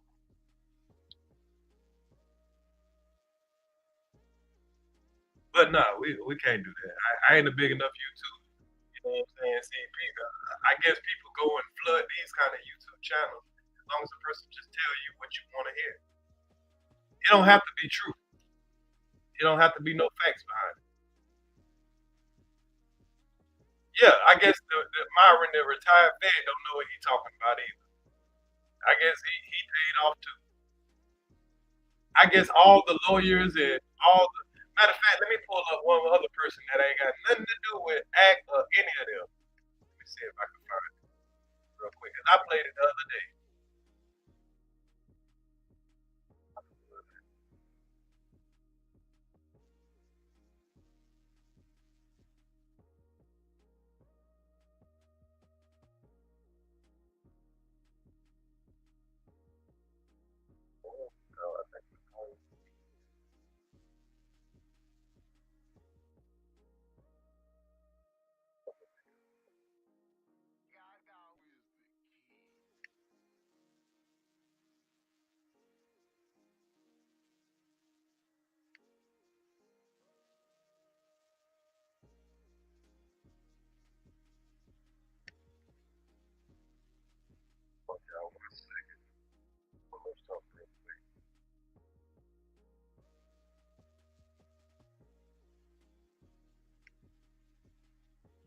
see if I can find other sources real quick that was playing what was going on in the trial.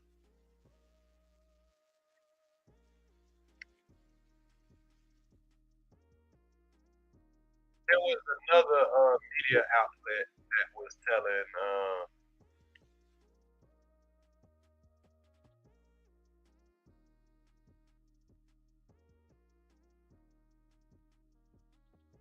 one second.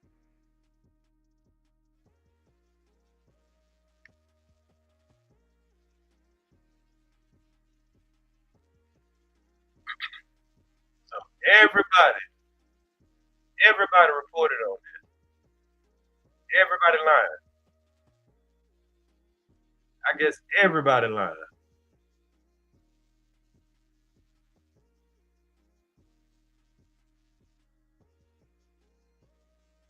Yeah, even TMZ said the same fucking thing.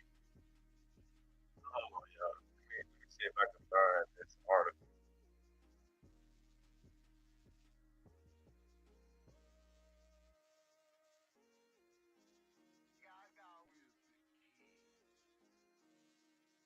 Because you know they all gonna say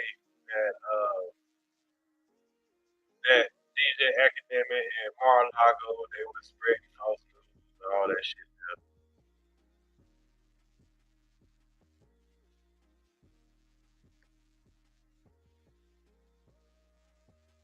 So you gotta go to a media source where people don't feel like they're biased.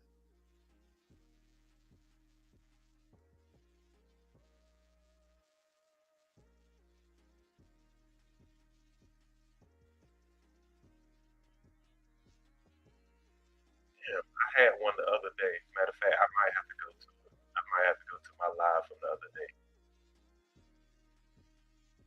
Let me see what entertainment tonight has. We've helped millions of creators improve their SEO. Hold on, y'all. Let me try these people out real quick.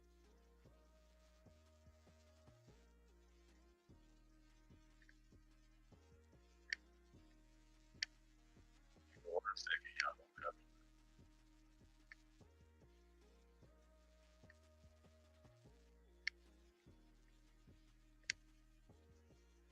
Is on day 4 of her ex, Tory Lanez shooting trial. The rapper was silent today, walking into LA Superior Court. He's accused of allegedly firing a gun at Meg's feet from a car parked outside this home, leaving Kylie Jenner's party back in 2020. The defense seemed poised to point the finger at the other passenger in the car, Meg's ex-BFF, Kelsey Harris. You gonna tell that? Is it true or lie? Is it truth or lie? Today, Kelsey was back on the stand for cross-examination after pleading the fifth and recanting her original testimony, including that she saw Torey point the gun at Meg. Kelsey also allegedly sent this text to security obtained by CBS News: "Help, Torey shot Meg." If convicted, Torey faces more than 22 years behind bars, while Todd and Julie Chrisley just got their date to report to prison. You don't lie, you don't cheat, you don't steal. Last month, the reality TV couple was sentenced to a combined 19 years for fraud and tax evasion. The U.S. Marshal Service says. Okay, hold on. That ain't what I'm looking for.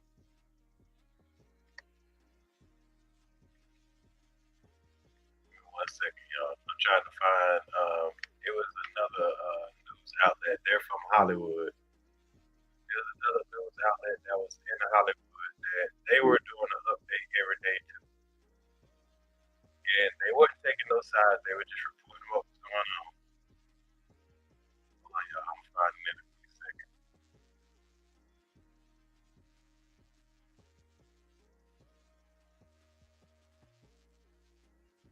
But this is a sad moment in Black history altogether.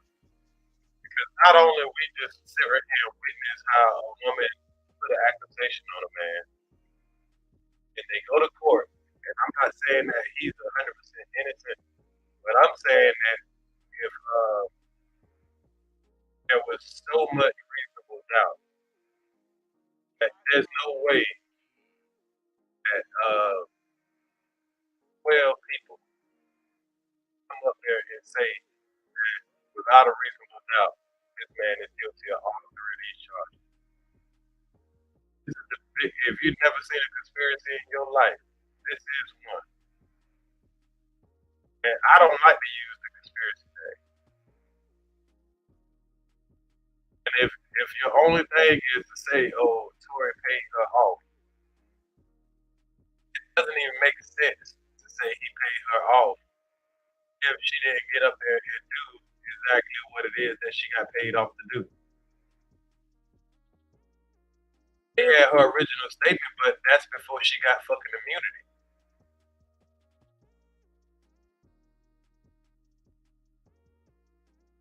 If she was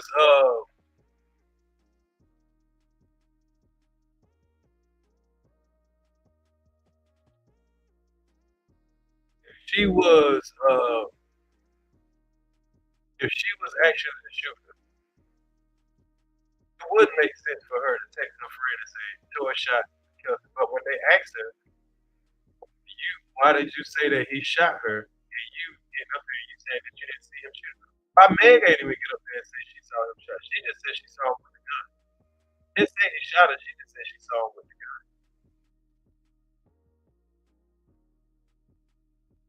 We just heard her on that video saying he got up and stood over the damn door and shot at her and said, Dad, bitch, Dad.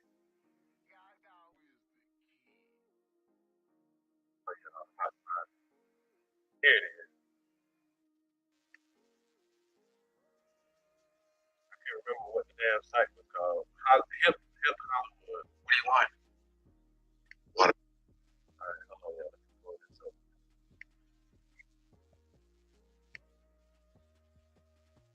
Now let's get a totally unbiased since they say academics line, the fake lawyer line, all that shit.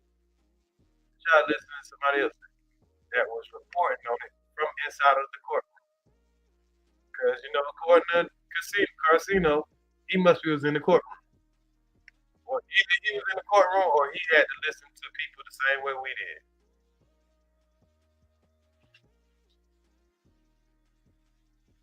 Day 2 for Tory Lanez's felony assault trial has ended. Here's a quick recap. Okay, guys, I was inside of the Criminal Justice Center in Los Angeles today for day 2 of the trial, and Megan Thee Stallion.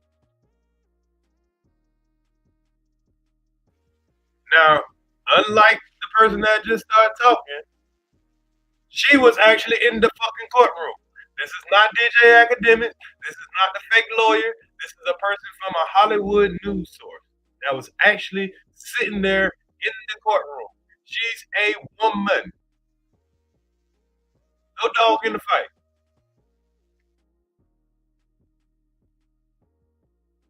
And did take the stand. She testified as a witness for the prosecution, and she gave a very elaborate and emotional testimony, as you can imagine. There were a lot of tears shed, and she was very emotional recounting the evening of the alleged shooting. She started out by talking about her relationship with Torey. She says that they were in a sexual relationship, which is a detail that she had not really made public until recently. She also spoke about her relationship with Kelsey Nicole. Kelsey became her assistant around 2012, 2013. They were friends, very close friends. And unfortunately, though, they are no longer speaking. And she did not give details as to why. And she couldn't recall the last time they had spoken. She said that they all went to a party that was thrown by Kylie Jenner. That was in the Hollywood Hills. She said that she wanted to leave the party. Torey did not. And that is when an argument ensued. She said the argument continued when they all got into the car. There were 4 people in the car: the driver, Torey, Kelsey, and Megan. Megan said that the argument got so heated that she decided to get out of the car in the Hollywood Hills. She could not recall exactly where, which street. It was dark. But she said when she got out of the car and she was in front of the car, that's when she turned around and she saw that Torey was brandishing a gun and that he began shooting at her. The defense asked her to be very detailed, to be very specific about the shooting. Some of those details she said she could not recall. She could not remember if he had a gun prior to the shooting. She also spoke about the seating in the car, who was sitting where. That was really a detail that they kept trying to get her to really hone in on. What was the seating position before and after the shooting? She said that she crawled up a driveway after she was shot, and both Torey and Kelsey, she can remember, came over to her. And she remembered that she also saw some type of back and forth argument between them, but she didn't really remember what was going on at the time. It's very important that we understand that this is the people versus Daystar Peterson. Megan is just a witness for the prosecution. She was there today to give her testimony, and she was dismissed. The defense had Megan also draw a diagram of kind of what she remembers from the evening, the car, her positioning, things of that nature. She became very emotional talking about what her life has been like since the shooting. She said, quote, "My peers, no one wants to associate with me. I'm like a sick bird." And she says that since the shooting, she's become extremely depressed and it's affected her work, her confidence, her career. They did show as evidence the Instagram live video that she did on August 20th of 2020. And that was the first time that any of us ever heard her say that Torey was the one that shot her. Yes, this Torey shot me. They also, the prosecution, had her read a text message from Torey that was sent to her, where he basically says that he's sorry and that he genuinely just got too drunk. He says, "I can't change what I did." Very vague. He wasn't very specific about what it was that he did. And so the prosecution was trying to insinuate that he was basically admitting guilt. We do know that Kelsey Nicole will also be testifying as a witness for the prosecution. And we're told that she will testify that she saw Torey shoot Megan. Torey's attorneys are really trying to establish that there was some type of fight between Kelsey and Megan to kind of cast a shadow of doubt that Torey was the shooter. So they asked her over and over again to really try and give any detail about what was said between her and Kelsey and if there was an argument between her and Kelsey in the car, which she adamantly said no several times. Megan's final words before she was dismissed pretty much summarize her stance about all of this. She says, and I quote, "I don't know why he shot me, but he shot me." All right, guys, that's it for now, but we Now, that was no different from all the other testimonies we heard. So why is it that if Axe says the same stuff that she said, same stuff, if all these news outlets are reporting the same shit? Let me see if this outlet has any. That was the thing too. Let's see if they have anything.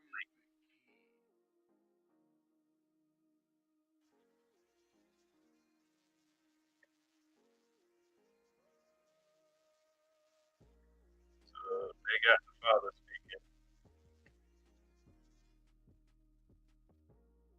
I don't know if they, let's see if they've been keeping up with everything.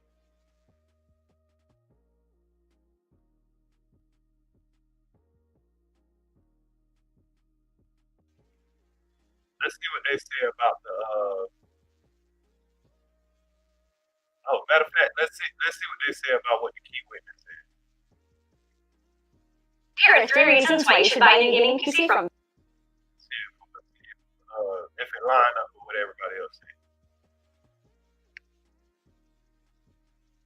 Assault trial concludes. Here's a recap. All right, guys, I was inside the courthouse today, and for the majority of the day, we heard testimony from the key witness here, Sean Kelly. Sean Kelly is a gentleman whose home is right on Nichols Canyon, who was able to see from his balcony the events that happened on July 11. He testified that he saw 2 women fighting, and that is what woke him up in the middle of the night. He also called 911 and told them that he, quote, saw. Now, we just heard her say that this man testified. The key witness now, the same person Carcino just mentioned. He testified that he saw that what woke him up was 2 women fighting. Remember, we just listened to Meg say on Gail King that there was a fight in the back seat that, you know, she didn't really have nothing to do with. They was fighting. She told on trial, her and Kelsey wasn't even arguing. They had no kind of altercation. This witness woke up to the fight. Now let's listen to what else she says. Now this isn't academic. This isn't none of the people that he's claiming that's spinning. The media is spinning. Every media, besides the people who say what you're saying, which nobody is actually saying what he's saying, is lying. Everybody lied except for him because the trial just happened to turn out the way he wanted it to.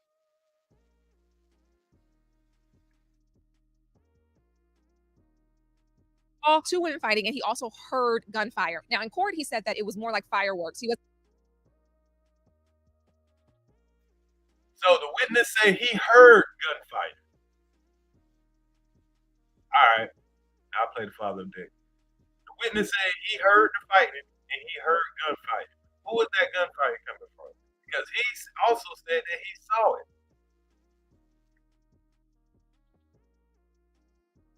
Wasn't really sure if it was gunfire or not. He said he saw Torey angry and aggravated with something in his hands, and he also saw Megan make her way across the street where they all began to attack her. This was his testimony.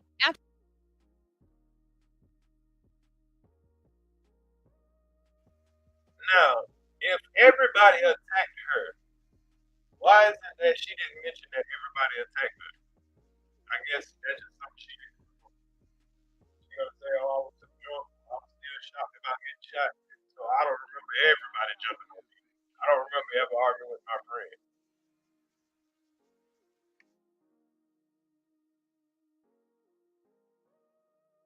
After his testimony concluded, the defense brought in two other witnesses, Officer Diaz and Officer Stogner. Both of those officers talked about questioning Sean Kelly because one of the officers arrived on the scene after the 911 call. The other officer was the lead detective. They both pretty much corroborated Sean's story, and they did say that he initially told him that he saw two women fighting, and he saw Kelsey, the woman he called her the aggressor. He saw her near the muzzle of a gun when a shot was fired. So the prosecutor, and they did call the other officer was the lead. Hold on. See, this is why I want to have a conversation with Carcino, because I tell him to his face, bro, you are spreading false information. So I guess this woman here lying too. This is not academic. This is not all, oh, that's a media outlet. You know, they all lie. But all she doing is reporting what the man said in fucking court. Everybody said this same shit. That this man said the same fucking shit. What part of that did you not miss? Because you just highlighted. What the witness saw. You just highlighted that the witness said he saw Torey acting crazy with a gun. That's fine. But are you going to highlight that the witness original testimony, because that's what you said that we should go by of Kelsey's original testimony. But she has a motive because she was fighting with me.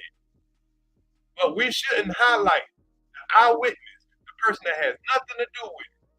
His original testimony, when he first seen it happen, not after he done talked to prosecutors, not 2 years down the line when he got to remember it again, fresh off his head. He said he was woken up for two women fighting and gunshots. Not the 5 gunshots that he claimed he saw when he came out and he seen Torey all of a sudden shoot. Remember, there was only 5 bullets that were shot. But he had already heard gunshots.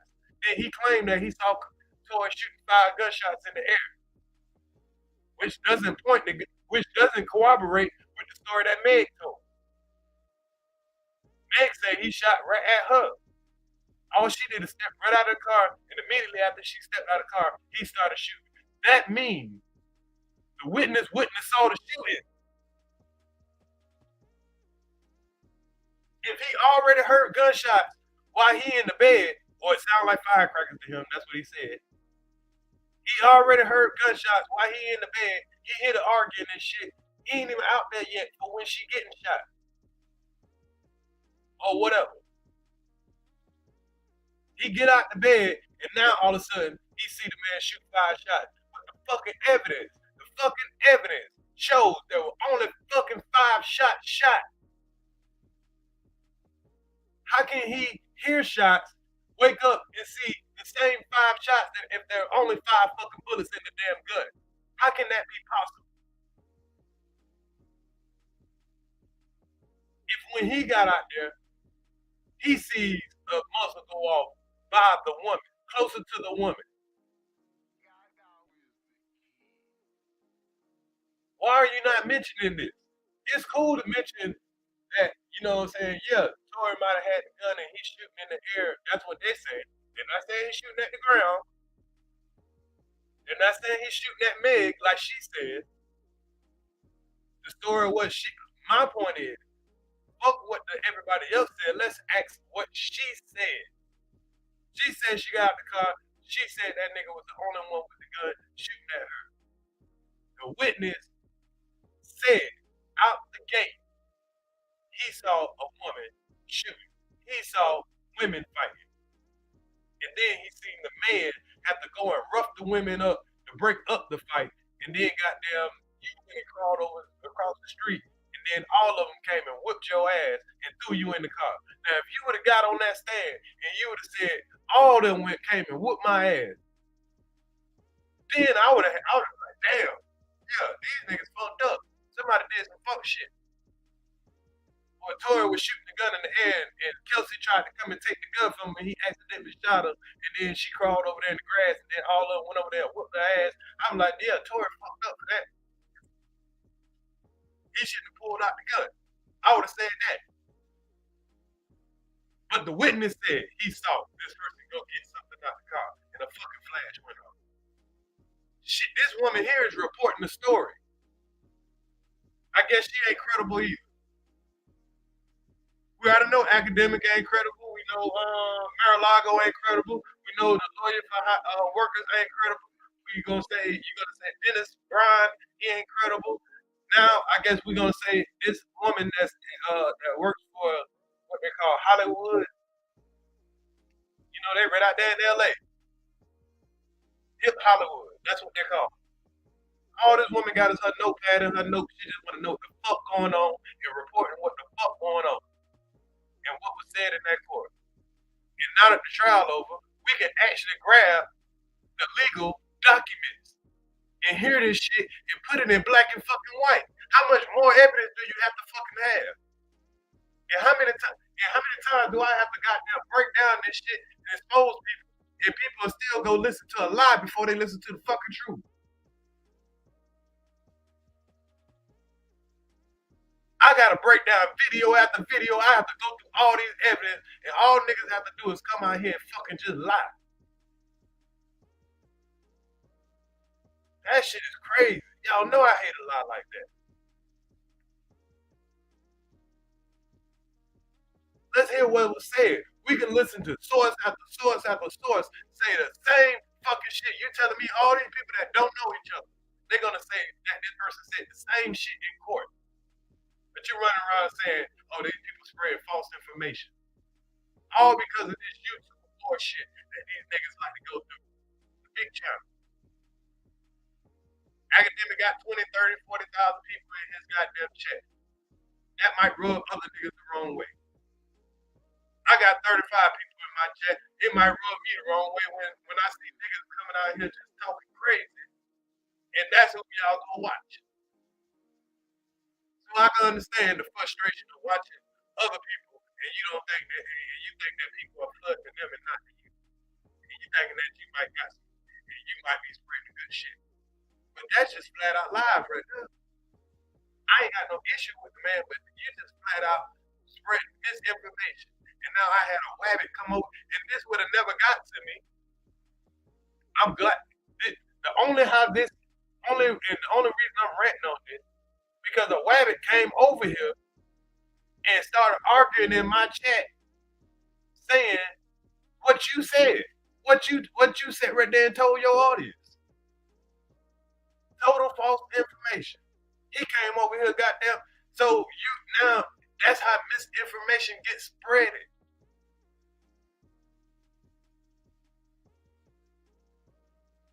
Right, Brittany. I did 9 days straight of facts, information, shit that's talked in the trial, and folks will go flood over and listen to a nigga just tell his goddamn personal hate for a nigga, or personal dislike for a nigga, instead of just talking over the facts. Instead of just going over the fucking facts.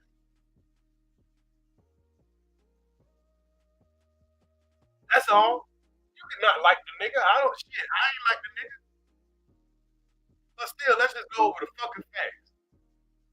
You're saying, because he'll keep, and this is when I know when a nigga is totally trying to mislead people. Because they'll let you know that they actually were looking at the details. Yeah, there was a witness that said that Torey was shooting a gun in the air. Okay, well, you missed what everything else that the witness said? You missed the other part that the witness said? We're talking about who initiated and brought out the gun. You cannot say that this is this man's gun if somebody else brought the fucking gun out and started the fucking shooting. And if he's shooting in the air, there's no fucking harm in shooting in the air. At the most, he should be charged with motherfucking discharging the firearm. But from the story that the victim told, she said he was shooting at her. So that's where the case is at. Not him shooting in the air. The witness said he saw him shooting in the air, but he saw the other one shooting into the car. And that was the woman. Then when you match that with They did not give that woman a DNA test. They gave him a DNA test, and it was inconclusive. That means they can't say it was his. They can't say it wasn't. So pretty much that you can't go off of that. But the other thing they did say that you did not mention is that they found a woman's DNA on the gun. They did not find his, but they found a woman's DNA, not on his hand, because you're saying, oh, that's the only way she got gunpowder on her. Because she grabbed his arm. Well, how the fuck did a woman's DNA get on the gun? It had to be one of those women whose DNA was on that gun. Which one was it? We would never know because they didn't go test them fucking women. They tested the man and his shit wasn't on there. So why couldn't it have been the other way around? It possibly could have been she went and brought his hand down, he shot in the ground or whatever. That's possible, but it's not probable.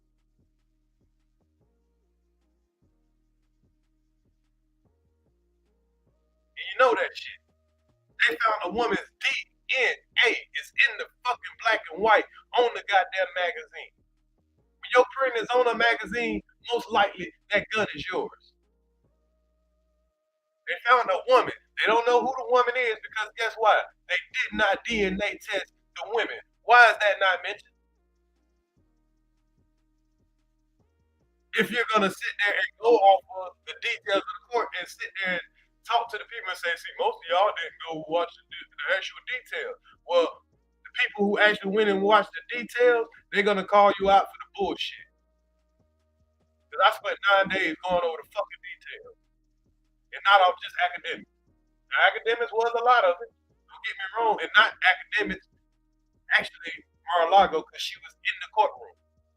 And she was very, very, very detailed. I dare you to get on the fucking same screen with this woman and go over facts. Straight up facts. I dare you to debate and sit there and go over straight up facts of that trial with somebody that sit there in the courtroom compared to a nigga asshole and saying that they know what's going on. There's no, unless you call it Torey Lanez personally, or unless you call Meg personally, or Kelsey personally, or the stylist personally, or one of them motherfuckers that was there personally. Only thing you know is what everybody else know, and that's what's in the motherfucking goddamn police report, because you can pull up what was said when it actually happened. You can pull up what was said in the police report. You found out what was said in court. They did not record Megan's testimony. I mean, when she talked to the investigator. When did they ever do that? Not record what you say for court. Yeah, this girl sent a text that Meg shot, what's her name shot Meg.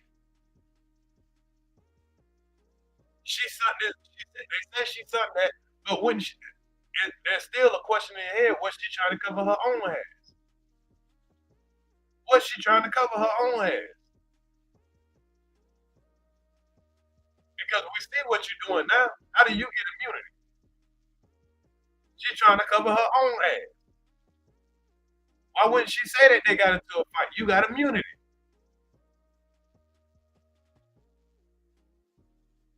Even Meg, if you're saying Kelsey took the $1 million, did Meg take the $1 million too? Because it seemed like she was trying to fuck up the trial too. Because all she had to do is say, yeah, we got into a fight, but then I don't know what, I guess Cole was trying to break up the fight, and Kelsey might have hit his arm or something like that, but he still shot. They don't take away that he shot her. So let's go with your logic and say she got paid off so she was trying to throw off the trial. Okay, let's go with that logic. Let's go with that logic. Why? With Megan, goddamn, not just keep the story real. She knows she didn't just walk out the car, turn around, and this man standing on the fucking thing, talking about dance with his dance. Why wouldn't she do that? Why would Kelsey go and give her testimony and say all that? Go ahead and say, yeah, he shot her, he did this and that. That's what the evidence you wanted to go off of, what she said back then. If he paid her $1 million, why would she go and do that? Why would she not just give any testimony at the trial and just say whatever the fuck? That shit crazy, man. People just come out here and say whatever the fuck, man. And then niggas will come over here and fucking come in my chat and start spreading that fake ass news. Y'all know I don't let that weaponry go on like that. That's why motherfuckers don't like me, because I'll expose that weaponry. I guess the only how I'm gonna goddamn go ham if I just start lying to motherfuckers. That's the only thing motherfuckers love. They love a lie. Detective. They both pretty much corroborated Sean's story, and they did say that he initially told him that he saw two women fighting, and he saw Kelsey, the woman he called her the aggressor. He saw her near the muzzle of a gun when a shot was fired. So the prosecution also called a rebuttal witness. They called back Randy Zapata, who is the criminalist. They had him come back in just to refute some of the claims that were made by the DNA expert that the defense called in. What they really were trying to do is really make it clear to the jury that even though Torey's DNA wasn't on the gun or the magazine, that doesn't necessarily mean that he wasn't handling the gun. They asked questions like, okay, well, if someone had been in the pool all day, does that mean that their hands might be so clean that they couldn't leave DNA? They also asked Mr. Zapata if it's possible that someone could have perhaps used a napkin or another cleaning agent to wipe the gun. The defense did a good job in getting him to clearly say that there was no evidence that someone had tried to clean the handgun. They also got him to testify to the fact that there are 4 DNA profiles that were found on the gun. It doesn't look like we'll be hearing testimony from the driver, Jaquan Smith, or Megan's bodyguard. There was some conversation around if Now why no one wants to mention that there's 4 DNA, there's 4 DNAs on this gun, but none of them are Torey's. 4 DNAs on the gun, but none of them are his. I guess because he was the only one in the pool. Oh, hold on, wasn't the women in the pool too? Make it make fucking sense.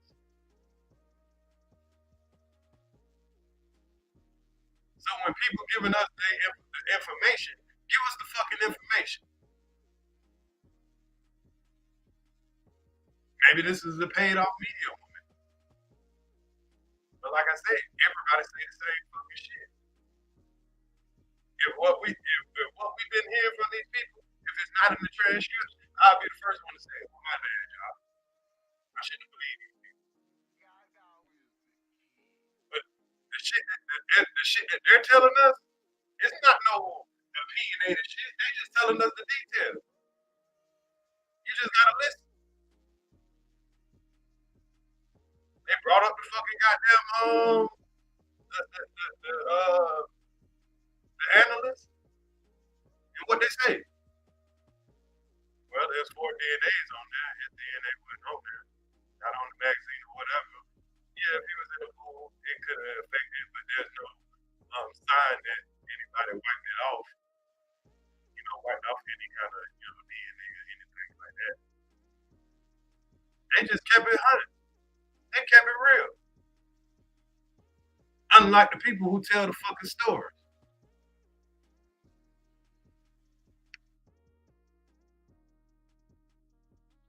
Tory Lanez himself was going to take the stand, but that doesn't, or had tried to wipe the gun. The defense did a good job.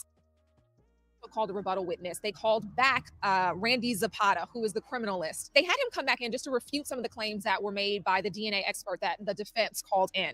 What they really were trying to do is really make it clear to the jury that even though Torey's DNA wasn't on the gun or the magazine, that doesn't necessarily mean that he wasn't handling the gun. They asked questions like, okay, well, if someone had been in the pool all day, does that mean that their hands might be so clean that they couldn't leave DNA? They also asked Mr. Zapata if it's possible that someone could have perhaps used a napkin or another cleaning agent to wipe the gun. The defense did a good job in getting him to clearly say that there was no evidence that someone had tried to clean the handgun. They also got him to testify to the fact that there are 4 DNA profiles that were found on the gun. It doesn't look like we'll be hearing testimony from the driver, Jaquan Smith, or Megan's bodyguard. There was some conversation around if Tory Lanez himself was going to take the stand, but that doesn't seem likely at this point. We'll be back here tomorrow with more from the Tory Lanez felony assault trial. For HipHollywood.com, I'm Jasmine Simpkins.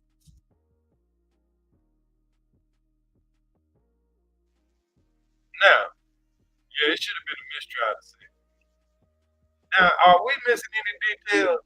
Because what we've been listening to from Mar-a-Lago and Lawyers for Workers, Which I don't, him, this guy, all these people. I even been checking out Nick at Night. She's been doing a good job at, going over stuff. A lot of YouTubers been out there reporting what the fuck going on. They actually been doing a great job. But just come in with the details. They'll tell their opinion. They just come with the details.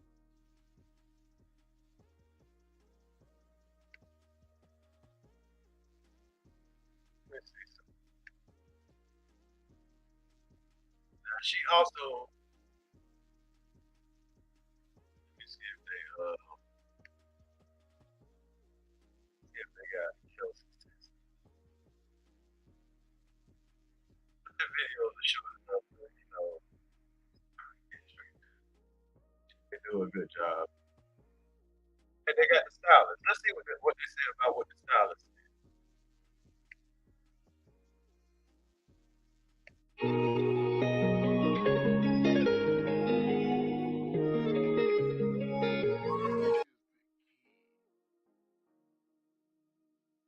Felony assault trial has concluded. Here's a recap. The majority of the day here at the Criminal Justice Center was spent hearing testimony from Megan's former stylist, EJ King. EJ arrived after lunch, and actually he took the stand today instead of the witness that I mentioned earlier, Sean Kelly.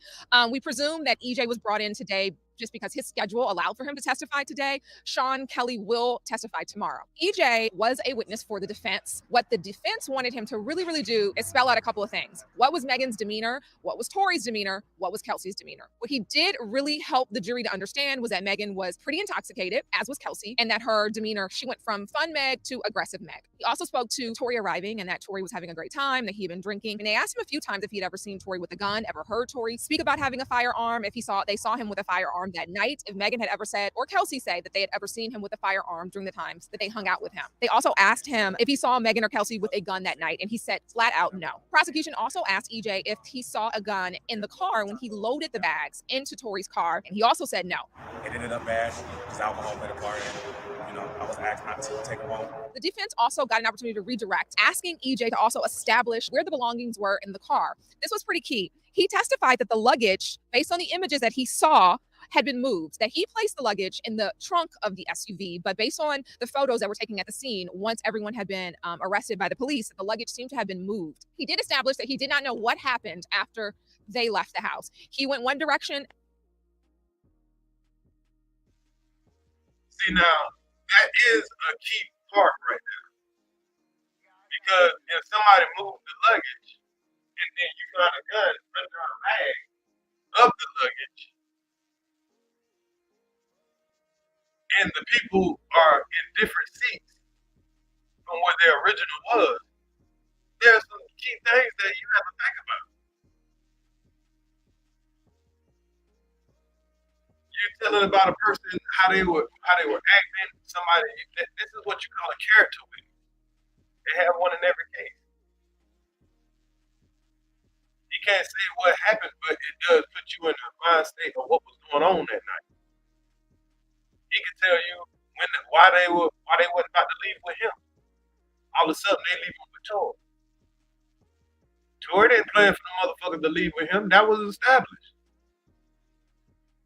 He was told to put all their stuff into Torey's shit.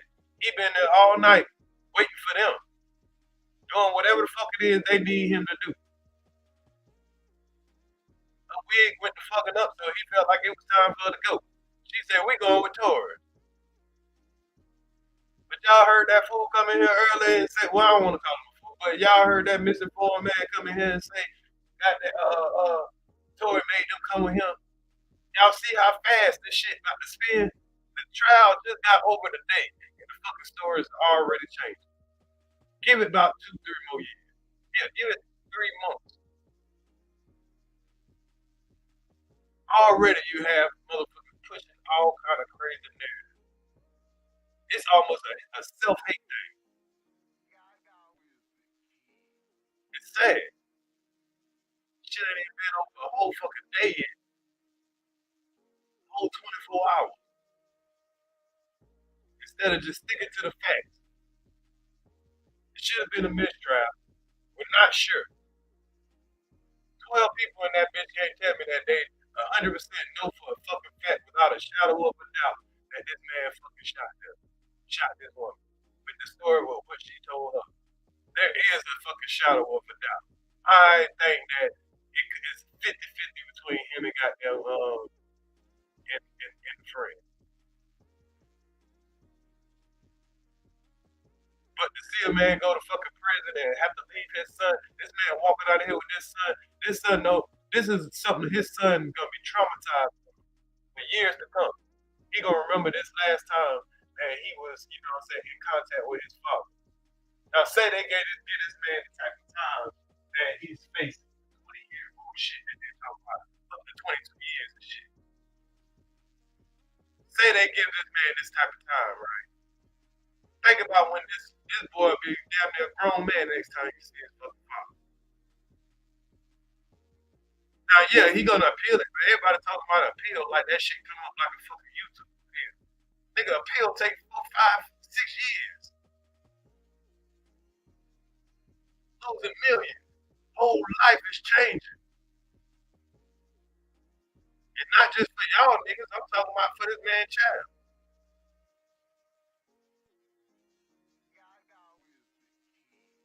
It's some bullshit.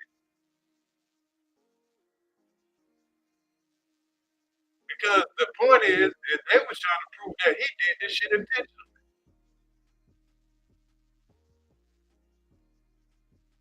That's the crazy thing. And if you're going off of what the witness said, he was shooting in the fucking air. That don't sound like you intentionally shooting somebody. What the witness said, y'all motherfuckers were fighting. Y'all females were aggressive. The way the white man explained it, he said y'all was aggressively fighting. He can't just say it was just a fight. He said aggressively. And the men had to aggressively goddamn break y'all up. And the little man was going crazy. I can imagine. Because I didn't want you, I was trying, hell, Kelsey was already telling that he was trying to kick y'all motherfuckers out the car a long time ago. He didn't want shit to do with y'all. He wanted to stay back and fuck with Colin. Why the fuck y'all even came back? I told my driver to take y'all home. You brought your monkey ass back talking about you left a slip.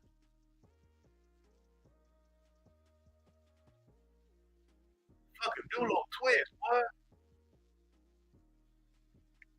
They went another direction with Torey's driver. We learned that the defense still has a few more witnesses that they're going to call. Officer Diaz, Detective Stogner, who was the original detective on the case, and the witness, Sean Kelly. They've all been ordered back here tomorrow to testify. There were also reports that Megan's former bodyguard, Justin Edison, had gone missing. The prosecution did address this matter in court today. They told the judge they needed a little more time to locate a witness that They finally locate the man, and they're like, nah, we're just gonna go ahead and just find this nigga. Yeah, we don't need to hear this. Just gonna go find this nigga.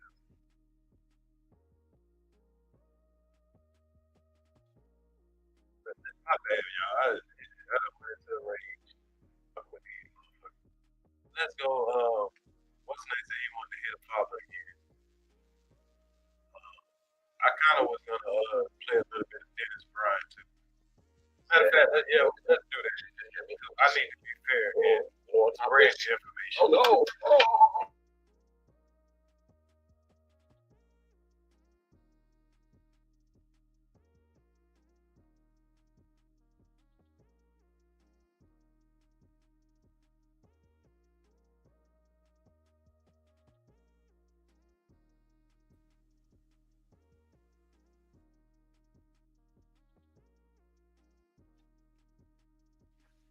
Wow. So, guys, I'm literally sitting here watching my alert because as soon as she walks out the courtroom, we'll know. And I'm going to send her the link right now. The three of you talk about this. What do first and foremost? Who was the father talking to just now? Who was the father talking? Now, ladies and gentlemen, I did not know I was going to get the call on my watch. I was looking at every other device but my watch. I did not know. Did you want me to turn your phone around? Just turn it physically around. how to bring you down in the spirit. That's That's right. it. Come on, say it's all done. That's right. I like that. Ladies and gentlemen, that was Tory Lanez father. Tory Lanez has been found guilty of all charges. I have intercessors for Be quiet and listen. I can hear. And Desiree Perez, you wicked witch, you snitch. Yes. You turned on your co-conspirators, all the whole mafia one of you. That is Tory Lanez father speaking. Keep the camera on. Keep the camera on him. Keep the camera on him. Keep the camera on him. Keep the all of you. Softly. I have intercessors for warriors around the Not Turn your camera around. Turn your phone around. Turn it around. No. Did you want me to Turn turn your it phone around? around. Just turn it physically around. Exactly how to bring you down in the spirit. That's right. Come on, say it's all done. That's right. I like that. Ladies and gentlemen, that was Tory Lanez father. Tory Lanez has been found guilty of all charges. He was immediately remanded into custody. And his father, as I said earlier, and his mother and family had outbursts where they got taken out of the courtroom by the deputies, and they were in the hallways as well. Pam, let me ask you a question. Yes. Who was the father talking to just now? Who was the father talking to? He was talking of the same things that he said in the courtroom. He said this is a wicked system. He said that Kathy Todd is evil, who is the DA. He said he had a conversation for Jay-Z and Rock Nation and said they were behind all of this. But he said they're going to win this with warfare. They're going to win this with prayer in the spiritual realm. Okay, so what is the mood of everyone that was upstairs? Like, it's a general. What is the general mood of everyone upstairs? I see a lot of people outside. Everyone was shocked. Everyone was shocked at the verdict. I think some people thought he would go down on one charge, but people weren't expecting it to be every single charge. People were crying in the audience. Guys, well, Pam, can you hear me? I can hear you. Yeah, I can hear you. First and foremost, I want to thank you very much for being on top of the A game, for covering this. We have people watching all over the world, and I knew there was going to be a conviction. I just didn't know that it was going to be to this magnitude, because the I personally thought it would be 2 out of the 3. I didn't see the willful, but when they came back about the willful instruction, then I started thinking willful was going to be an issue. Well, it clearly is an issue. Tell me about the security scene inside the courtroom. Inside the courtroom, well, before it started, I got word from the outside, because I had someone on the outside watching. They said it was 20 to 30 deputies that had pulled up in the entrance. We had people that had signs, so I knew that they elicited more deputies to be in the courtroom when this verdict was read. They went up into the courtroom. It was about 15 standing in there, and they had about 10 on the outside. And so they kept us away from the elevators. They kept us from leaving out. I was trying to leave out as soon as the verdict was read, but they wouldn't let us do that. And then immediately, Tory's father had the outburst. The kids started screaming and crying. His mom got up and was going off. I mean, it was very chaotic. Tory's father had the outburst. Hey, Ike. What's up? Ike, your thoughts. You and I spoke about this case. Let me turn this off. I got turned off my iPad. Ike, turn everything off. Okay, so Ike, you heard the verdict. I heard the verdict. I was tweeting the verdict as you were saying it. I was tweeting it too. you know. All hands on deck. Ike, you're a criminal defense attorney. You send me the theory of yours. We talked about this. What do you think about this verdict? I think that it's the fault of the defense. That's what I freaking think. You said what? Say that again, Ike. I can't hear you. I think it's the defense's fault. Oh, yeah, I agree. I would have did this case totally different. It's their fault. They're totally different.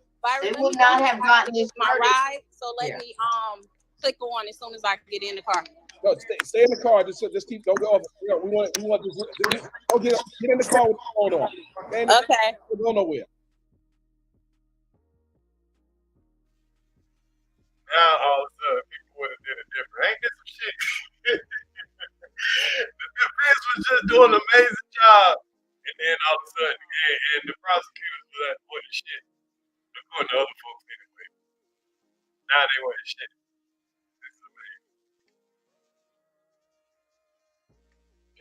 Here's the other thing that is, and I tweeted this earlier. It is a defense attorney's responsibility to prepare the client and the family for the potentiality that the verdict could be guilty. And to tell them they are not supposed to respond and react. This could happen, and if this happens, he's going to go in today. It's a hard conversation, but you have to have it with your client. You have to have it with their family. And he didn't fucking have it. He didn't make them know that that this was real, especially when he got those notes. When he got those notes, man. Yeah, and if I could add, even when the outburst happened in the courtroom, Torey was somber. He was telling them to bring it down, telling his family it's gonna be okay, just bring it down. I think he does have some appellate issues, but I don't know if they're to that magnitude. Well, ineffective assistance of counsel. I'm gonna have to say this. It's kind of hard to tell, family members and stuff when they just see an injustice like this. Stay calm. It ain't gonna hurt shit. Trust me. If somebody shows some emotion, it is what it is. The fuck we gonna sit here and fucking abide by rules when we see it fucking injustice. Hell nah, let my family fucking, what the fuck? The fuck wrong with y'all stupid motherfuckers and all that shit? You think I'm gonna sit there as a father and I'm seeing my son go through some bullshit like this, and that happened with my child or my brother, my uncle, my cousin, and I'm gonna sit there and fucking stay quiet in the courtroom just because it's the mannerable thing to fucking do? Hell fuck nah. The fuck? What? If that's what they want to focus on after, at this point of the fucking trial, when the man said, what do y'all think of the trial? But if that's what they focusing on, I'm gonna complain and put on it. This is my first time I gotta say this.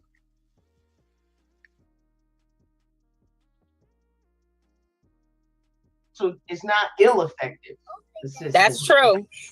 That's true. He doesn't have an ineffective assistance of counsel. Ineffective assistance of counsel is not ill-effective. Ill-effective, yeah. Yeah. Because you can't really challenge the person's strategy. The attorney's strategy is very. The courts really say, well, that was their strategy. So you can't. How can I say their strategy wasn't a good strategy? Mm-hmm. We can say that we would have did it differently. I know Ike probably feels the same way. I'd have did this whole. Absolutely, completely. And to your point, both counselors, let's go to some of the mistakes that we all seen that happened. And the biggest one to stand out for me was having Sean Kelly testify. No. For me, the biggest one was boxing his whole defense in the opening. That's the biggest one for me. Right away, you started off wrong. You started off on the offense. You don't start off on the offense. You are a defense attorney. Let it come to you and defend. Don't get in front of shit. Yep. Right. You don't have the burden. They made it like they were trying to find the killer. I'm like, what is this? So you don't have the burden. So, and when this witness comes in, even though she does the I don't remember, she says, I didn't shoot him. She knows that much. You remember that part. She remembers that much. She knows that much. She's not doing a I don't remember if I shot her or not, or if I shot the gun or not. She's not doing that at all, which is wholly inconsistent with what you have already told these jurors. And now you banging her about the statements that she made, trying to suggest. Hold on. So, Pamela, when I heard the first request from the jurors, I knew they were honing in on the assault charge. I knew that they were to listen to Sean Kelly. I don't think that they made light of. It's clear they didn't make light of his testimony. Now, we can't poll the jurors. Did they poll the jurors? Yeah, they. I don't know if Torey's team or the prosecutors told the jury. They had a jury leave out. We couldn't leave until then, but they read the instructions that they don't have to talk. They got 60 days or 90 days before they talk, or some type of instruction they must have here for the jurors to speak. So no, they just polled, obviously each one to make sure that it was a guilty, but they didn't.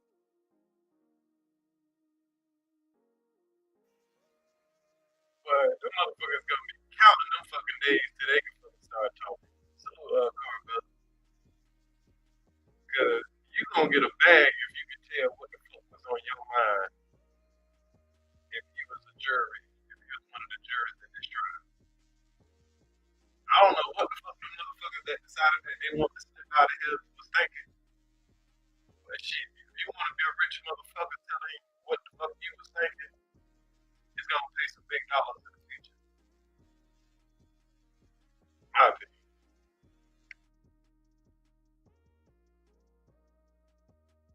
I don't know if they went in the back as we do as attorneys and polled them to see why they made the decision that they made. As it pertains to you asking about Sean Kelly, I honestly don't believe that the defense knew what the entirety of Sean Kelly's testimony, and that's why they. Yeah, and you boxed it in and opened it. I mean, big mistake. If the rule is you don't ask the question you don't know the answer to, you damn sure don't put a witness on. You don't know what the fuck is the entirety of his testimony. Mm-hmm. The entirety of it. And that's an issue I have. I'm saying this lawyer, Instagram. This lawyer had to know. Dennis and the lawyer that just came out from the courtroom. Ike, you're live here, Ike. I'm live on my IG because I can't let my people not have this information too. So I got to people over here. Ladies and gentlemen, get this information live and get there. Ike, I need you here. Ike, you got people watching all over. And I ain't gonna lie, that's some rude ass shit. Man, she rude as a motherfucker, man. Goddamn. But it is what it is. I guess once you get your numbers up and all that shit done, shit, you do what you want. Be nice to him, but he got to say, just pass the time.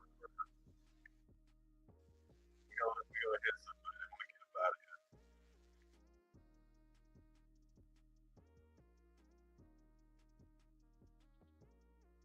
Over the war, Ike. We need to look that up. Yes. Let me get back. She like, I'm gonna get my Ike. Okay, Pam. I gotta get my people on. Pam, I have a question for you. How did the jurors look as the verdict was being read? Because obviously they're the ones who rendered the decision. They looked like they was proud of their decision. They really looked like they was confident in their decision. Damn. It didn't look like no hesitancy. They was like, is that your? And then juror number 4 was the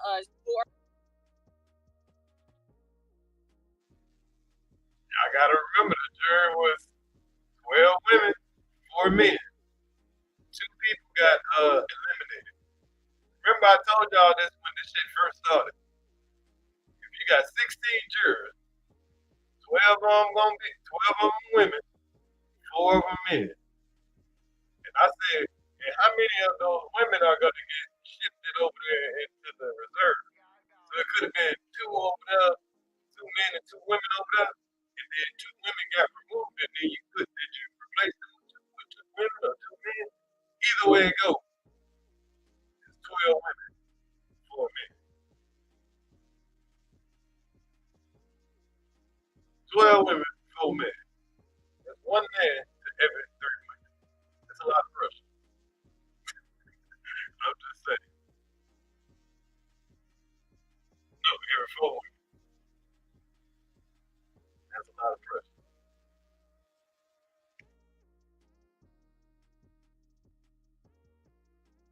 person. But describe that juror because I don't. It was a white guy, maybe 40s. He was in the back row.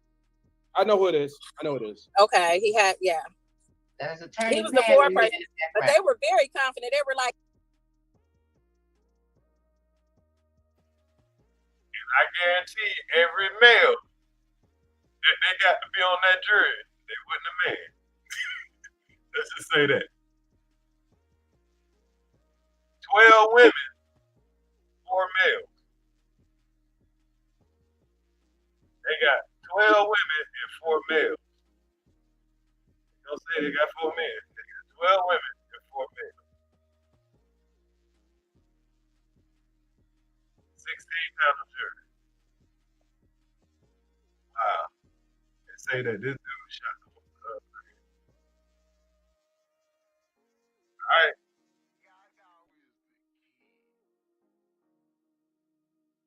Is that your verdict? Yes. Is that your yes? Oh my God. Right. Like, don't get it twisted. We But when they came back asking about, came here with your son. But yeah, when they came back, asking about the willful, that's when I got a little iffy because I figured the willful was going to be the hardest one. It is a general intent; it's not a specific intent crime, but I thought that was to be a little bit more where there was reasonable doubt. Now, the negligence, I thought that was negligence all day, and of course, the gun is involved, so you was going to get the gun. So I was thinking count 2 and count 3 in my head. I really wasn't thinking about count 1 until they started asking about willful. And the willful and probable, and the definition is so sucky. The judge basically said, look at the jury instruction. That's all we can give you is that it's the definition that's in the dictionary. Basically, use it as how proper. Plain language. I have a request. Ladies and gentlemen of the jurors, please reach out to me. Please reach out to me. I want to talk to all the jurors, but specifically the black jurors, because I saw you guys watching me and I saw your reaction. And the older lady, please reach out to me because I saw your reaction during the line of questioning with Kelsey Harris. So please reach out to me. You can come here, Hip Hop and Cry, Mr. Dennis Byron. Jurors, here's my phone number, 404. I'll leave it in the rest. I didn't put it in the queues. All you guys have my number. Just reach out to me. Let me say something real quick. Go ahead, Ike. I'm never happy to see a black man go into no institution. Say that loud. Never happy about that. Never celebrating that. We're not celebrating that at all. Right? That's not what's happening at all. I want that to be clear. Right? But at the same time, this woman deserves to be vindicated, to have someone be accountable for what happened to her and the trauma that she endured into that story. What I also want to say is that there has been so much misinformation, and I got so much backlash from people and so much hateful comments simply because I was trying to explain the real shit that was happening, not that fuck shit.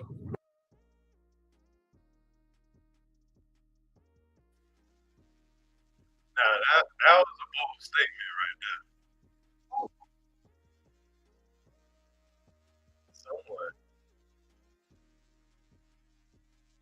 I agree that someone should be, but I believe it should be the right one. You can't prove it's the right one.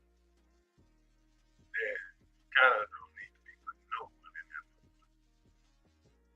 One thing worse than having to go to prison is goddamn being in that business some shit you didn't actually do. If it's true what the witness said, he was shooting in the head, that's not at her. That's what she said. That's what I'm saying.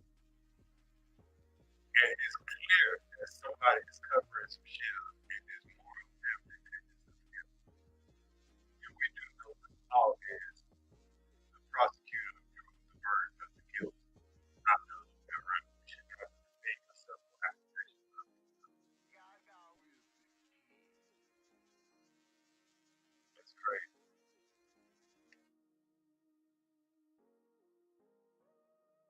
That some employment lawyer that was explaining all kinds of shit that had y'all really, really thinking that this wasn't gonna go this way. Ike, people don't know what reasonable doubt is. I was having arguments with it. It's inconsistent testimony, so that's reasonable doubt. I'm like, dude, the defendant and the person accusing them always got inconsistencies. One's gonna say they didn't do it, and that's one's gonna say that they did. That's not a reason to dismiss.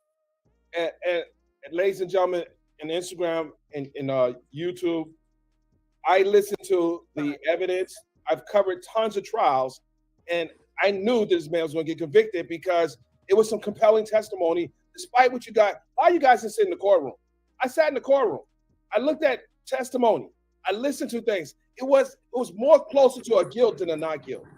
And Sean Kelly put the nail in the coffin. Yes, he He did. basically put the gun in his hand. Yes, So he did. I knew he was gonna get a gun charge if he wasn't gonna get anything else. Both are counselors. What is the lesson you want to say to young lawyers thinking about getting into the profession as criminal defense attorneys? Especially you, Ike. You know, yeah, Ike's the professor. The case is not about you. It's not about your ego. It's not about any of those things, right? So make sure that you stay with the fundamentals of defense work, right? Let the case come to you. Remember that you are defense in every way. You don't need to get in front of the case unless you have some sort of justification. If you have a justification defense, that is the only time you are playing offense. And he didn't have one. He didn't have one at all. You opened burden shifting from the gate. You opened. Your opening statement was a promise to the defense to the jury that you couldn't carry. Deliver, yep. You couldn't carry. And then when you tried to carry it, you badgered that witness so much that you opened the door to a statement that otherwise would not have been in evidence that the jury requested during deliberations. They asked for the fucking transcript of the September interview. So for everybody who thinks that was not relevant because she got on that stand and said, oh, I lied in that statement. Guess what? The jury did not believe her when she said, I lied then. They believed that she was telling the truth then.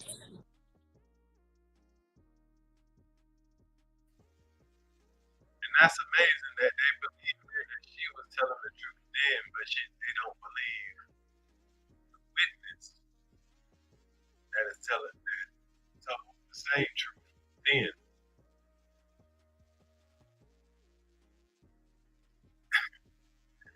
But this is what we witnessing to, y'all. This is gonna be continued. There's more. I do want to continue on with this video or whatever, so I'll do a live and I'll continue on with this in the morning. Y'all stay tuned. Shout out to everybody that pulled up. Carl Belton said, Knowledge Power, Brittany Smith, Chocolate Candy Lady, T. Corman Brown, Miss J, Energy, nobody that came here.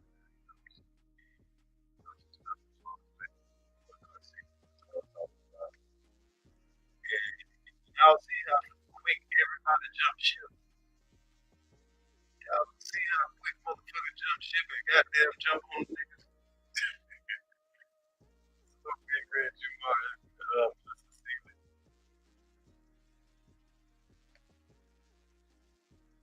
they see, nobody know what the fuck happened. But that's the problem.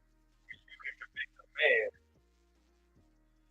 without even clear evidence. And now everybody gonna jump down and try to act like it was definitely that fucking witness said was go. That witness put the gun in Torey's hand all of a sudden, which he didn't say Torey had a gun. Well, he said he didn't see a gun, but Torey shot in the air 5 times. You see him shooting all wild in the air 5 times. But he didn't see a gun. But he also saw a woman shoot first. Everybody skipping that fucking part. Charge the man on goddamn discharging of firearm. You can tell that if that's what if the person said. But something is wrong here because the amount of bullets don't fucking goddamn don't add up. If he heard gunshots before he even got to the scene, somebody shoot. But you see him shoot 4 or 5 shots. But you already heard shooting before you got up. Hell, even while he was on the phone, they played the audio of some shit. Well, you already heard shooting. Shit just don't make no fucking sense. But they only gonna clean in on what Kipsy said, what Meg said.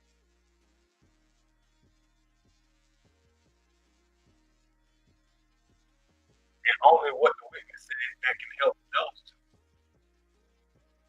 When there is a That's the point. I can say that there's a 50-50 chance he might have shot her.